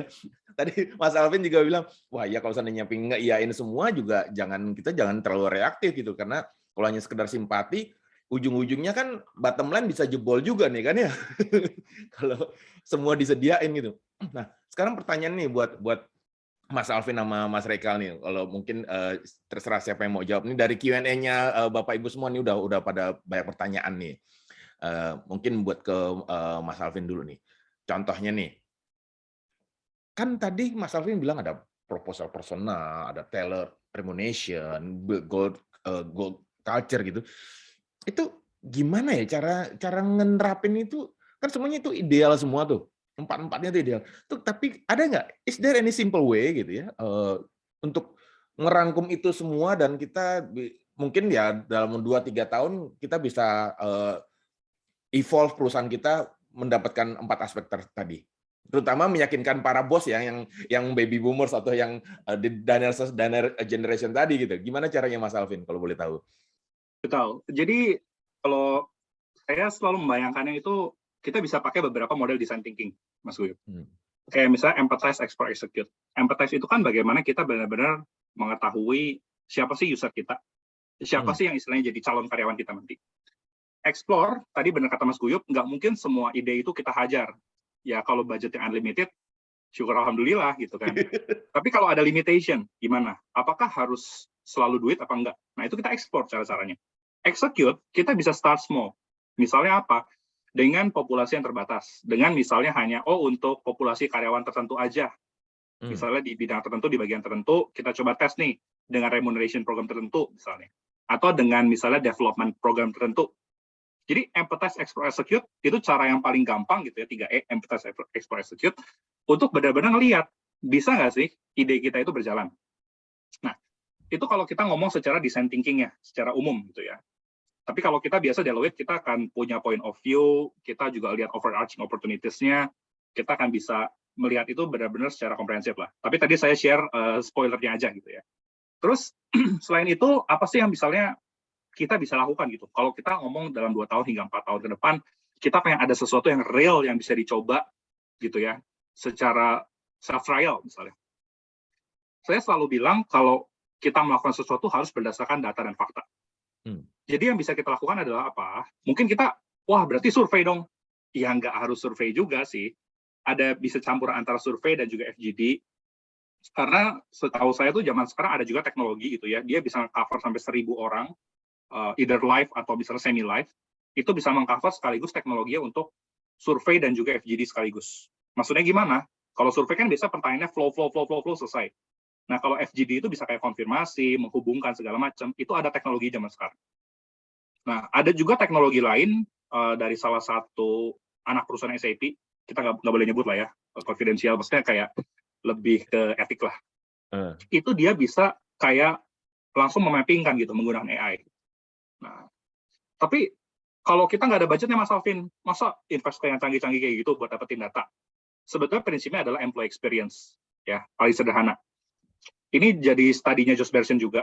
Bagaimana nih kita bayangkan gitu ya, seseorang tuh punya journey, seorang karyawan, dari dia misalnya attracted terhadap suatu company, baik dari employer brandingnya, iklannya, web portalnya, CSR-nya, hingga mengikuti proses hiring, join, onboard, performing, growing, rewarding, hingga akhirnya depart atau meninggalkan dari perusahaan. Nah, coba kita lihat dari elemen-elemen yang ada tadi, masing-masing mungkin kita bisa bikin sekitar ya 6-12 pertanyaan lah mengenai aspek-aspek terkait yang istilahnya mereka rasakan. Jadi kita bisa tahu gitu apa yang bisa kita improve bagi mereka. Misalnya di proses talent acquisition, contoh paling gampang. Kita seringkali ngelihat kandidat tuh merasa saya udah apply loh, tapi kok nggak ada kejelasan gitu, statusnya kayak gimana. Nah, yang kayak gitu kan salah satu contohnya Jobstreet bisa cover dengan, oh kita bisa ada kok update statusnya kayak gitu misalnya. Jadi peran teknologi itu penting juga di sana. Terus kayak misalnya soal performing, growing, rewarding. Oh, saya udah perform, tapi kok saya nggak promosi ya? Kenapa ya? Nah, organisasi kan bisa kasih penjelasan gitu yang transparan. Melalui business partner atau melalui atasan langsung, kita bisa cerita bahwa, oh, kamu tuh nggak cuma soal perform doang. Kita nggak cuma ngomongin performance management. Kita harus pikir secara talent management. Gak mungkin dong kamu perform di job yang sama terus-terusan secara capability, kamu misalnya operator terus, kamu pengen jadi supervisor, ya nggak bisa kamu hanya excel di dalam atau bagus di dalam hal jadi operator. Kamu harus punya tim manajemen, communication. Jadi capacity dan capability kamu harus dilihat juga, nggak cuma ngomongin performa. Performa kamu bagus 5 tahun berturut-turut, tapi ketika kamu menjadi operator, will you be ready for the next level? Nah, itu yang harus kita komunikasikan. Misalnya. Yang kayak gitu-gitu kan kadang, oh, HR punya program, tapi kita malah lupa mau komunikasikan ke karyawan. Kita punya program bagus, tapi karyawan nggak tahu. Misalnya ada perusahaan yang, oh kita memperhatikan kesehatan karyawan kita. Kita punya misalnya program, contoh ya, ini contoh perusahaan misalnya. Kita punya program terkait misalnya rawat inap dan rawat jalan. Kita punya program misalnya untuk pensiun mereka. Tapi karyawan nggak aware. Nah itu kan sayang sekali gitu. Jadi kita pahami secara kerangka employee experience-nya, dari end to end tuh kalau kita jadi karyawan, kita jadi mereka, kita mau mendapatkan apa, kita coba invalidasi asumsi kita berdasarkan tadi kita bikin survei atau pulse survei lah yang simple-simple, lalu kita cek, kita bikin FGD lanjutan misalnya dari sampel-sampel yang ada yang bersedia untuk misalnya share. Nah dengan kayak gitu kita bisa shape nih. Kita punya visi misi perusahaan, kita punya arahan bisnis, kita punya strategi attract dan retain, serta strategi talent management untuk buy, build, borrow, dan bot. Bagaimana itu semua kita satu padukan buat jadi plan ke depannya. Secara singkat, itu approach yang bisa kita lakukan dari level ini ya, top level management dan juga HR. Praktisnya ya nanti kita bisa ngobrol-ngobrol lah lebih lanjut ya. Ini saya share kulit-kulitnya aja sebetulnya. Saya sih setuju dengan kalimatnya Mas Alvin. Kadang-kadang tuh kita HRD itu kita punya banyak planning, kita punya banyak, tapi kita lupa nyampein ke karyawan gitu. Atau kadang-kadang mungkin ada beberapa perusahaan yang hanya menyampaikan planningnya itu hanya ke level tertentu, nggak sampai ke bottom ke semua karyawan gitu. Jadi ada missing communication gitu. Kita cuma nanya, saya sebagai HRD ya alasan saya ya saya kan udah nyampein, tapi ke siapanya itu yang ada putus linknya di situ. Nah, kalau saya boleh nanya ke Mas Rekal, ini tadi Mas Rekal tadi di slide-nya juga ada yang nunjukin kalau sebenarnya perusahaan juga bisa nunjukin itu tadi yang disebutin Mas Alvin, kita punya sesuatu yang bagus loh buat karyawan loh, yang benefitnya bisa menarik, attract dari semua target calon employee yang mau kita bikin gitu, mau kita sasar. Itu tadi Mas Rekal bilang apa tadi ada branding atau top apa?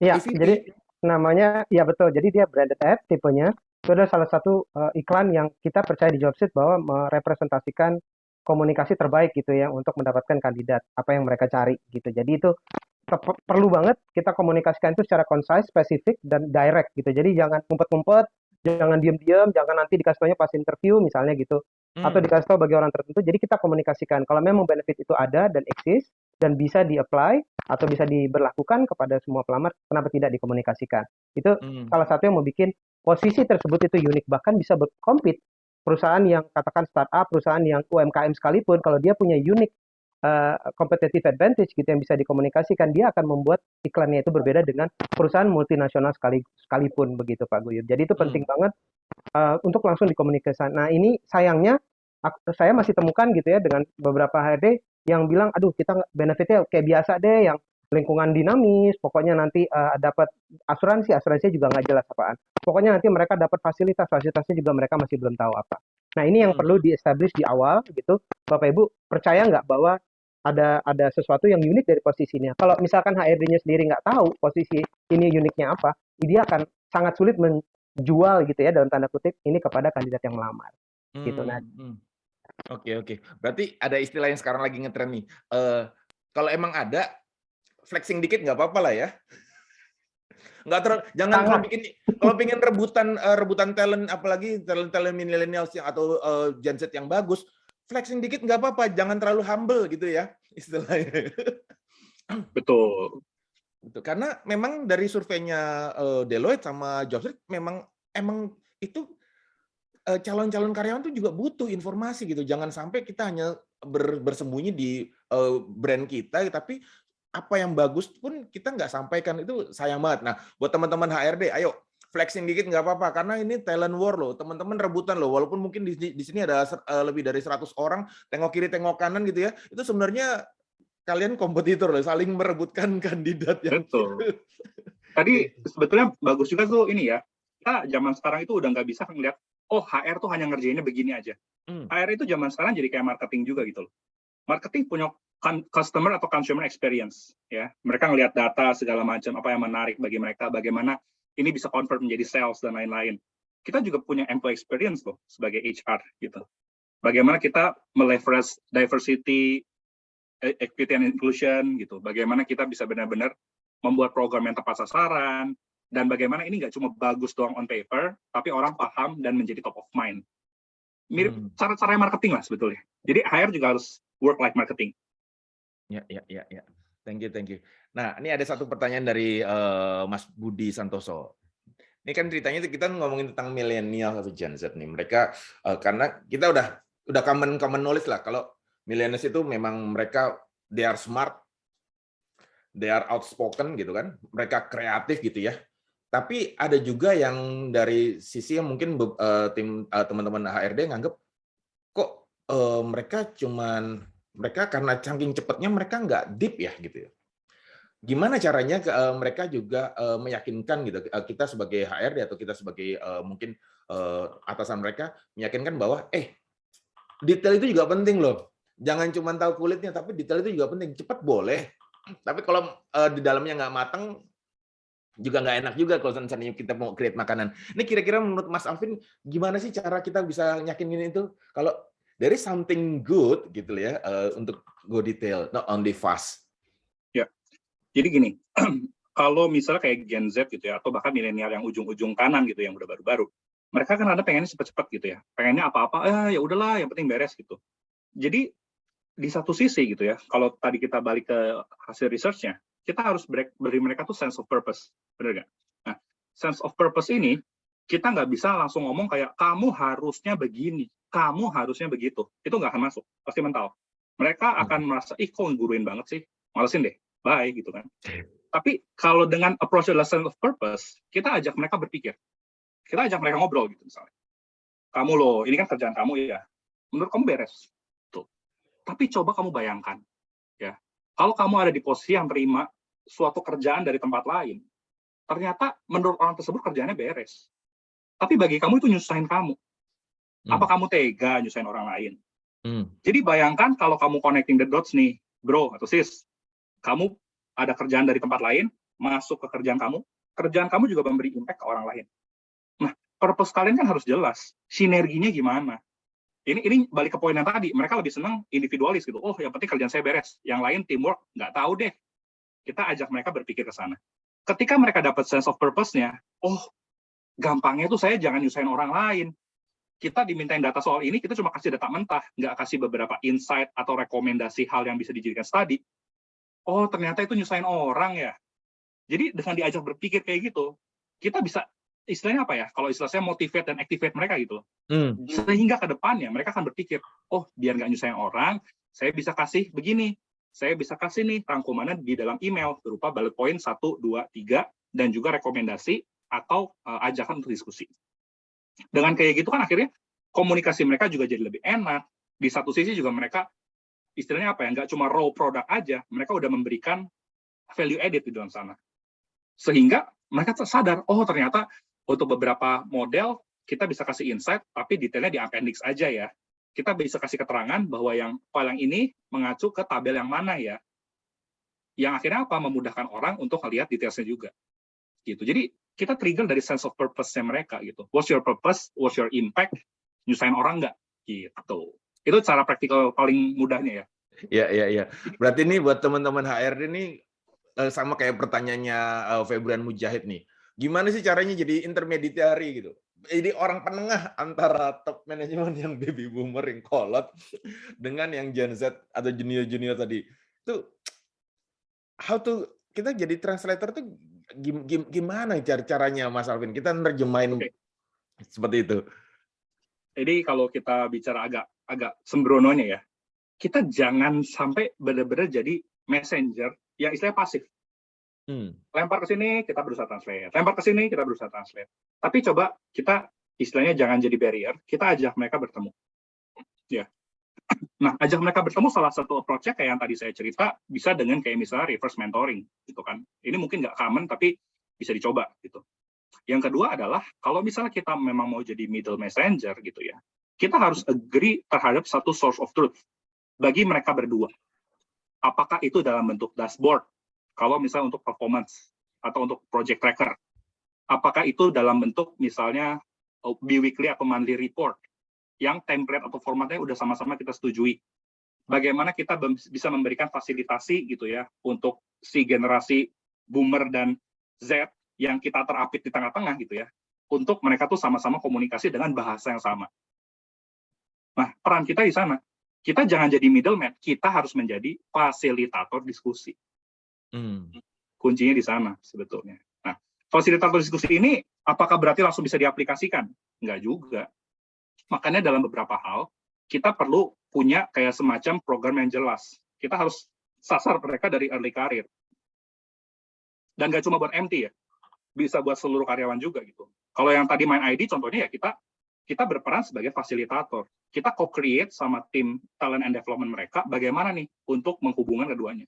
Karena kan yang jajaran direksi, boomers, early millennials, gitu kan, middle millennials, bagaimana mereka bisa nyambung. Bagaimana kita ngomongin A, kok kita melihat itu sebagai A yang sama, gitu. Bukan sebagai A yang A kecil, A Latin atau apa. Harus ada di sana gitu. Jadi peran kita sebagai fasilitator main di sana sebetulnya. Ya, jangan mau jadi pasif middleman gitu loh. Kita harus jadi penengah yang bukan penengah, kita harus jadi fasilitator yang baik.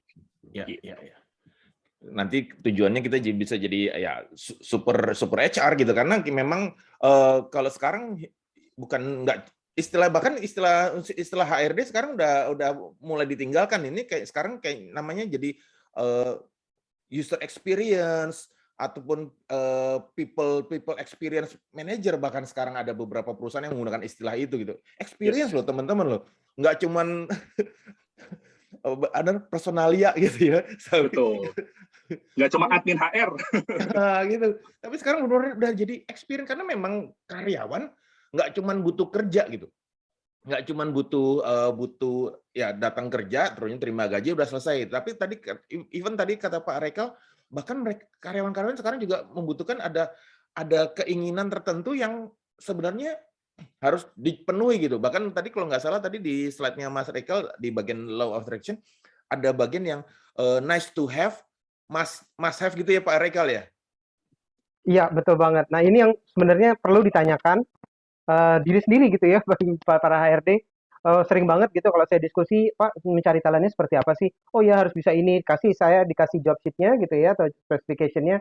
Saya mau yang mengerti semua ini, ready made, siap datang langsung kerja. Nah, maaf Bapak, Ibu, mari kita lihat di pasar seperti apa. Ternyata iklan yang sama, mereka memberikan benefit yang berbeda, atau mereka approach-nya Yes. dari aspek yang berbeda, atau mereka mengkomunikasikan satu critical point yang membuat job position itu menjadi tolerable dan orang itu menjadi tertarik. Sementara yang perusahaan ini masih sangat konvensional dan tradisional. Jadi ini yang susah banget di breakdown, dan saya harus mau nggak mau sedikit memaksa, Pak, Bu, ini kita ada resources, coba deh dibaca. Mari kita redesign, kita job spec-nya kita tekankan pada beberapa aspek dulu, gitu. Ya, apa sih yang paling kritikal, Bu, di sini? Oh ya, saya mau yang muda, yang ngerti programming language dari A sampai B, gitu. Padahal yang nyiptain programming language-nya sendiri belum paham sebanyak itu programming language-nya, gitu. Jadi ekspektasi-ekspektasi ini harus benar-benar di-set dari awal, gitu, supaya ketika mereka mengiklankan, mereka itu mendapatkan kandidat yang paling terbaik dan relevan. Karena seringkali yang terjadi adalah nggak apa-apa deh kita tayangin dulu gitu. Nah ternyata mereka nggak dapet. Akhirnya mereka menayangkan lagi, cari lagi, dan akhirnya mereka harus settle katakan yang not really qualified dan not really relevant candidate. Yang akhirnya mereka harus turnover lagi gitu loh. Jadi capek di depan, invest sedikit, betul tadi kata Mas Safin. Coba lakukan benar-benar percobaan gitu ya dari beberapa aspek gitu di rekrutmen atau daripada rekrutmen planningnya. Dicoba aja dulu gitu loh. Temukan gitu satu benchmark yang clear, yang disepakati semua. Mari kita coba rekrut dengan benchmark seperti itu. Gitu. Jadi kalau enggak nanti ya itu secara tidak sadar mereka akan merekrut kandidat yang sebenarnya tidak pernah relevan. Gitu. Betul. Makanya secara data dan fakta itu tadi saya lihat bagus juga tuh dari Jobstreet punya seperti itu gitu ya. Dan yang kedua, ini juga poin yang seringkali kita miss loh, atau user miss gitu ya. Mungkin di sini ada yang bukan orang HR juga. Mereka ngelihat kayak turnover, oh ya udah cari lagi. Tapi sebetulnya ada cost di sana loh. Cost yang dihabiskan oleh tim talent acquisition, oleh para rekrutmennya, oleh para usernya ketika melakukan interview. Yang ternyata kalau kita hitung-hitung gitu ya, itu tuh kurang lebih gitu ya. Ini berdasarkan common sense aja. Itu mungkin sekitar 1/4 hingga 2 hingga 3 kali gaji bulanan orang yang kita hire. Jadi kayak misalnya nge-hire MT itu mahal, betul. Nge-hire karyawan biasa mahal, itu betul juga. Karena working hour yang dihabiskan untuk mencari mereka itu harus kita perhitungkan loh. Nggak cuma ngeliat dari, oh kita udah kasih development terus dia resign, ya berarti kerugiannya segitu. Tapi kerugian dari waktu yang kita habiskan, opportunity cost-nya, itu juga harus kita perhitungkan loh. Jadi hati-hati banget deh kalau urusan talent gitu. Ya karena kita mikirnya gitu, apalagi kalau mungkin beberapa divisi gitu ya, kalau yang timnya ada yang resign, ya udah ganti aja lagi gitu. Tapi Ada kita cost, sebagai hidden cost. betul, tapi HRD kan kita harus ngitung nih ya. Gimana kita acquire to talent itu kan juga pasti ada biayanya. Betul. Ada cari mungkin kalau bahkan mungkin kita harus hire headhunter mungkin untuk acquire itu talent gitu kan. Betul. Dan itu cost-nya gede loh teman-teman ya kan. So gabungin antara Mas Alvin dan Mas Rekel, oke, sit back dulu gitu ya. Telah dulu kira-kira ketika kita mau posting ini iklan, mau cari ini talent, kira-kira apa sih yang krusial gitu ya? Faktor-faktor apa yang krusial? Faktor apa aja yang memang benar-benar urgent? Karena kita nggak mungkin expect hire seorang Superman yang bisa tahu, apalagi kalau programmer harus tahu dari ujung ke ujung semua bahasa pemrograman gitu. Padahal mungkin aplikasinya yang dibutuhkan hanya mungkin 2-3 bahasa doang. Apa dulu purpose-nya yang dari rekrut ini? Kemudian nggak cuma sekedar saya nyari yang muda. Apakah yang muda juga sudah memiliki pengalaman atau portfolio yang dibutuhkan? Karena balik lagi ujung-ujungnya not only about generation but also the skill yang memang harus kita butuhkan untuk industri kita, untuk perusahaan kita. Kan ujung-ujungnya bottom line kan? Profitnya berapa sih kalau sendiri kita itu kan? Ya kan kita sebagai HRD juga udah harus mulai ikut-ikutan nih ngikutin ngeliatin bottom line-nya itu gitu kan. Sesuatu yang mungkin kalau beberapa orang HRD, aduh ngapain sih gue ngurusin profit perusahaan, gue kan cuma nanya HRD gitu. Kita harus pikirnya secara enterprise. Karena kalau misalnya profitnya nggak ada, gitu, duit-duitnya ada bocor-bocor, bisa jadi kita punya program nggak jalan. Akhirnya apa? Kagak jalan gitu. Jadi let's think about sustainability juga. HR harus ngerti bisnis harus memahami HR juga. Gitu loh. Dua sisi ya, balance-nya di sana sebetulnya. Agree. Kita sebagai business owner gitu ya, juga harus tahu kalau seandainya pingin acquire seseorang yang punya talent itu, ya HR kita juga harus dikasih modal dong. Jangan sampai nyari yang murah doang. Murah belum tentu cepat loh, cepat belum tentu bagus. Ini kan udah kayak istilahnya udah golden triangle gitu. antara murah, cepat dan quality kadang-kadang nggak align. Nah, Hmm. business owner, HR, dan kemudian market tenaga kerja ini semuanya saling membutuhkan. Ya kan, kalau saya ngeliat dari benang merahnya itu dari ceritanya Mas Alvin, dari ceritanya Mas Rekel, ini semua membutuhkan, saling membutuhkan. HR kita sebagai katalis gitu ya, sebagai katalis menjembatani antara keinginan dari business owner, kita terjemahkan dengan strategi recruitment plan kita, strategi development karyawan kita, growth-nya karyawan kita, retention-nya karyawan kita, bahkan after post recruitment kita juga harus pikirkan, apalagi mungkin ada beberapa perusahaan yang udah mikirin rencana pensiun gitu kan, bahkan ada beberapa perusahaan yang saya dengar tuh udah ada mereka yang melakukan program buat karyawan yang sudah mungkin dalam 3 tahun akan pensiun, mereka ada pelatihan tertentu gitu ya. Itu saya rasa udah cukup bagus banget, dan itu bisa kalau tadi saya ceritanya Mas Rekel, itu Bapak Ibu bisa tampilkan di iklan Bapak Ibu gitu loh. Karena biar milenial kan walaupun umurnya sekarang masih muda, someday they will get old, you know. Yang mereka juga butuh kepastian, anak gue juga makin lama makin gede loh. Yes. Apalagi banyak milenial yang mungkin sekarang menjadi sandwich generation juga gitu. Orang tuanya masih ada, udah punya berkeluarga, tapi in the middle gitu. Nah, hal itu yang teman-teman juga kita sebagai HR, tantangan kita ke depan juga makin banyak. Makanya kenapa kita tiap bulan Jobstreet ada acara webinar kali ini biar kita bisa saling sharing. Oke, waktu yang kita udah lewat 16 menit. Oke, Mas Afrin, final words for us buat teman-teman HRD di sini. Kira-kira apa nih, Mas? Oke, jadi final words-nya adalah perkara kita ngadepin Gen Z, milenial, atau ke depannya kita ngadepin generasi alpha gitu ya, waduh, 10 tahun lagi nih, 20 tahun lagi nih. Itu sebetulnya akan kembali ke bagaimana sih kita memahami workforce-nya itu sendiri. Makanya saya dan Natasha nih, sama Nadia, kami dari Deloitte Consulting Southeast Asia, dari Workforce Transformation, kita harus memikirkan itu secara thorough, baik secara workforce, dan workplace itu sendiri seperti apa. Dan istilahnya, kita nanti bisa melihat secara lebih luas lagi, secara misalnya operating model, organization design seperti apa, leadership development program seperti apa, organizational development atau organizational activities seperti apa, itu kita bisa lihat-lihatin bareng. Tapi semua akan kembali, siapa usernya sih? Bagaimana kita bisa empathize ke mereka? Bagaimana kita bisa membuat istilahnya employee experience itu benar-benar terwujud? Bagaimana kita bisa membuat diri kita nih sebagai perusahaan atau organisasi menjadi irreplaceable organization? Ya, jadi nggak cuma yang kayak, ya kita butuh karyawan, hire, gaji, bubar. Nggak seperti itu. Let's also think about sustainability. Ya, kita juga harus istilahnya mikirin, ini tuh udah zamannya modern work loh. Nggak mungkin kita masih kayak old school work atau traditional work, sekarang adalah masanya modern work. Jadi kami dari Workforce Transformation, dengan expertise kami di modern work, di juga Workforce Transformation itu sendiri, dan research seperti yang tadi, gitu ya, Gen Z is not millennial plus, 10 laws of modern work, dan lain-lain. Kita berharap kita bisa istilahnya membantu juga nih seluruh organisasi gitu ya, secara Indonesia, Southeast Asia maupun global, untuk benar-benar unlock the potential. Potensial nggak cuma dari potensial perusahaan, tapi juga potensial dari talent-talentnya itu sendiri. Ya, jadi dari saya seperti itu. Senang banget loh, ini Bapak Ibu antusias gitu ya sampai akhir. Dan hopefully besok-besok nih kita adain yang lebih seru lagi di topik ini. Siap, banyak banget. Apalagi dari pertanyaan-pertanyaan yang belum terjawab kali ini kayaknya bisa bikin 2-3 sesi sendiri nih. Waduh, seru nih. Mas Rekel, final word from you. Oke, dari saya seperti biasa, Mas Guyup, saya lagi-lagi menyarankan, mendorong gitu ya dengan sangat untuk para praktisi di sini. Resources itu banyak banget sekarang dan mereka sangat available untuk dilihat gitu. Apalagi sekarang Deloitte udah share sebenarnya insight yang sangat valuable kalau gitu menurut saya ya dalam mendesain end-to-end rekrutmen Bapak Ibu di sini gitu. Jadi kalau ada rencana rekrutmen ke depannya gitu ya, saya benar-benar mendorong coba deh setidaknya baca gitu. Jadi supaya ketika Bapak Ibu nanti berkomunikasi dengan hiring managers gitu ya atau dengan usernya nantinya benar-benar tahu apa yang sebenarnya menjadi ekspektasi dan apa yang bisa ditawarkan dan apa yang bisa terjadi ke depannya bagi si kandidat atau bagi si internal perusahaan gitu. Jadi both ways gitu ya. Jadi tidak hanya satu arah. Oh iya perusahaan mengharapkan ini dari kamu, perusahaan maunya kamu begini, perusahaan KPI-nya begini. Tapi si kandidat juga punya ekspektasi.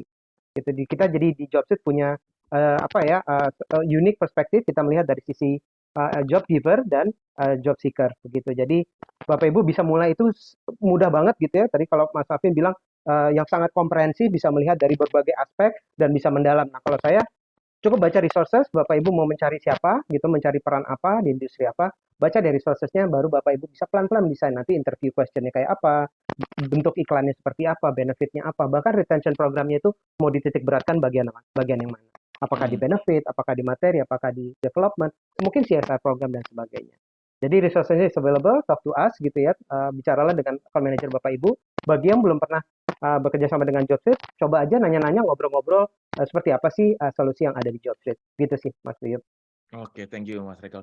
Jadi buat Bapak Ibu, ayo kalau yang biasanya hanya mau berhubungan lewat email saja gitu ya, oke ngobrolin biar biar teman-teman kita yang dari timnya Mas Rekel juga bisa bantu Bapak Ibu tentang masalah rekrutmen gitu. Memang there is no single answer gitu, there is no single one size fit all karena memang banyak impact mulai dari posisinya, mulai dari levelnya, mulai dari kesediaan dari di pasar seperti apa untuk posisi tersebut. Many factor, dan kita sebagai talent partnernya teman-teman semua, kita juga saling bekerja sama dengan Deloitte, dengan pihak manapun. Gimana caranya nih? Ayo Indonesia bareng-bareng naik gitu loh. Biar tenaga kerja Indonesia pun juga bisa diserap semua dan kita pun juga akhirnya bisa compete dengan negara lain karena orang Indonesia pinter-pinter kok gitu ya. Kenapa enggak? Ayo kita bareng-bareng. Mungkin kalau Bapak Ibu juga mulailah ngobrol kalau seandainya karena kita juga tiap bulan kita juga ada sesi seperti ini supaya kita bisa sharing lagi. Terima kasih banyak Mas Alvin atas waktunya. Terima kasih banyak Mas Reka. Terima kasih banyak Mbak Natasha atas informasinya. Ini luar biasa banget. Kita bisa pakai, kita bisa buat planning buat tahun ke depan. Apalagi menghadapi uncertainty yang sekarang ini lagi tren juga. Nah, ini bisa bahan webinar sendiri nih. Uncertainty itu kan udah kayaknya itu buat bahan yang bulan depan ya Mas Rikal ya. Kita sampai ketemu lagi di lain kesempatan untuk webinar selanjutnya Bapak Ibu, dan jangan lupa JobStreet tidak pernah menanyakan login dan password kepada Bapak Ibu karena kita tidak apapun ketika kita melakukan ada riset sistem pun kita tidak pernah menanyakan untuk login dan password. Jadi berhati-hatilah karena banyak juga orang yang tidak bertanggung jawab di luar sana. Oke, terima kasih semuanya. Terima kasih Mas Alvin, terima kasih Mas Rekal, terima kasih semuanya. Terima kasih Mas Alvin, Natasha, Sampai ketemu lagi rekan-rekan Bapak Ibu semua. Salam sehat semuanya Terima kasih teman-teman. semuanya. Terima kasih.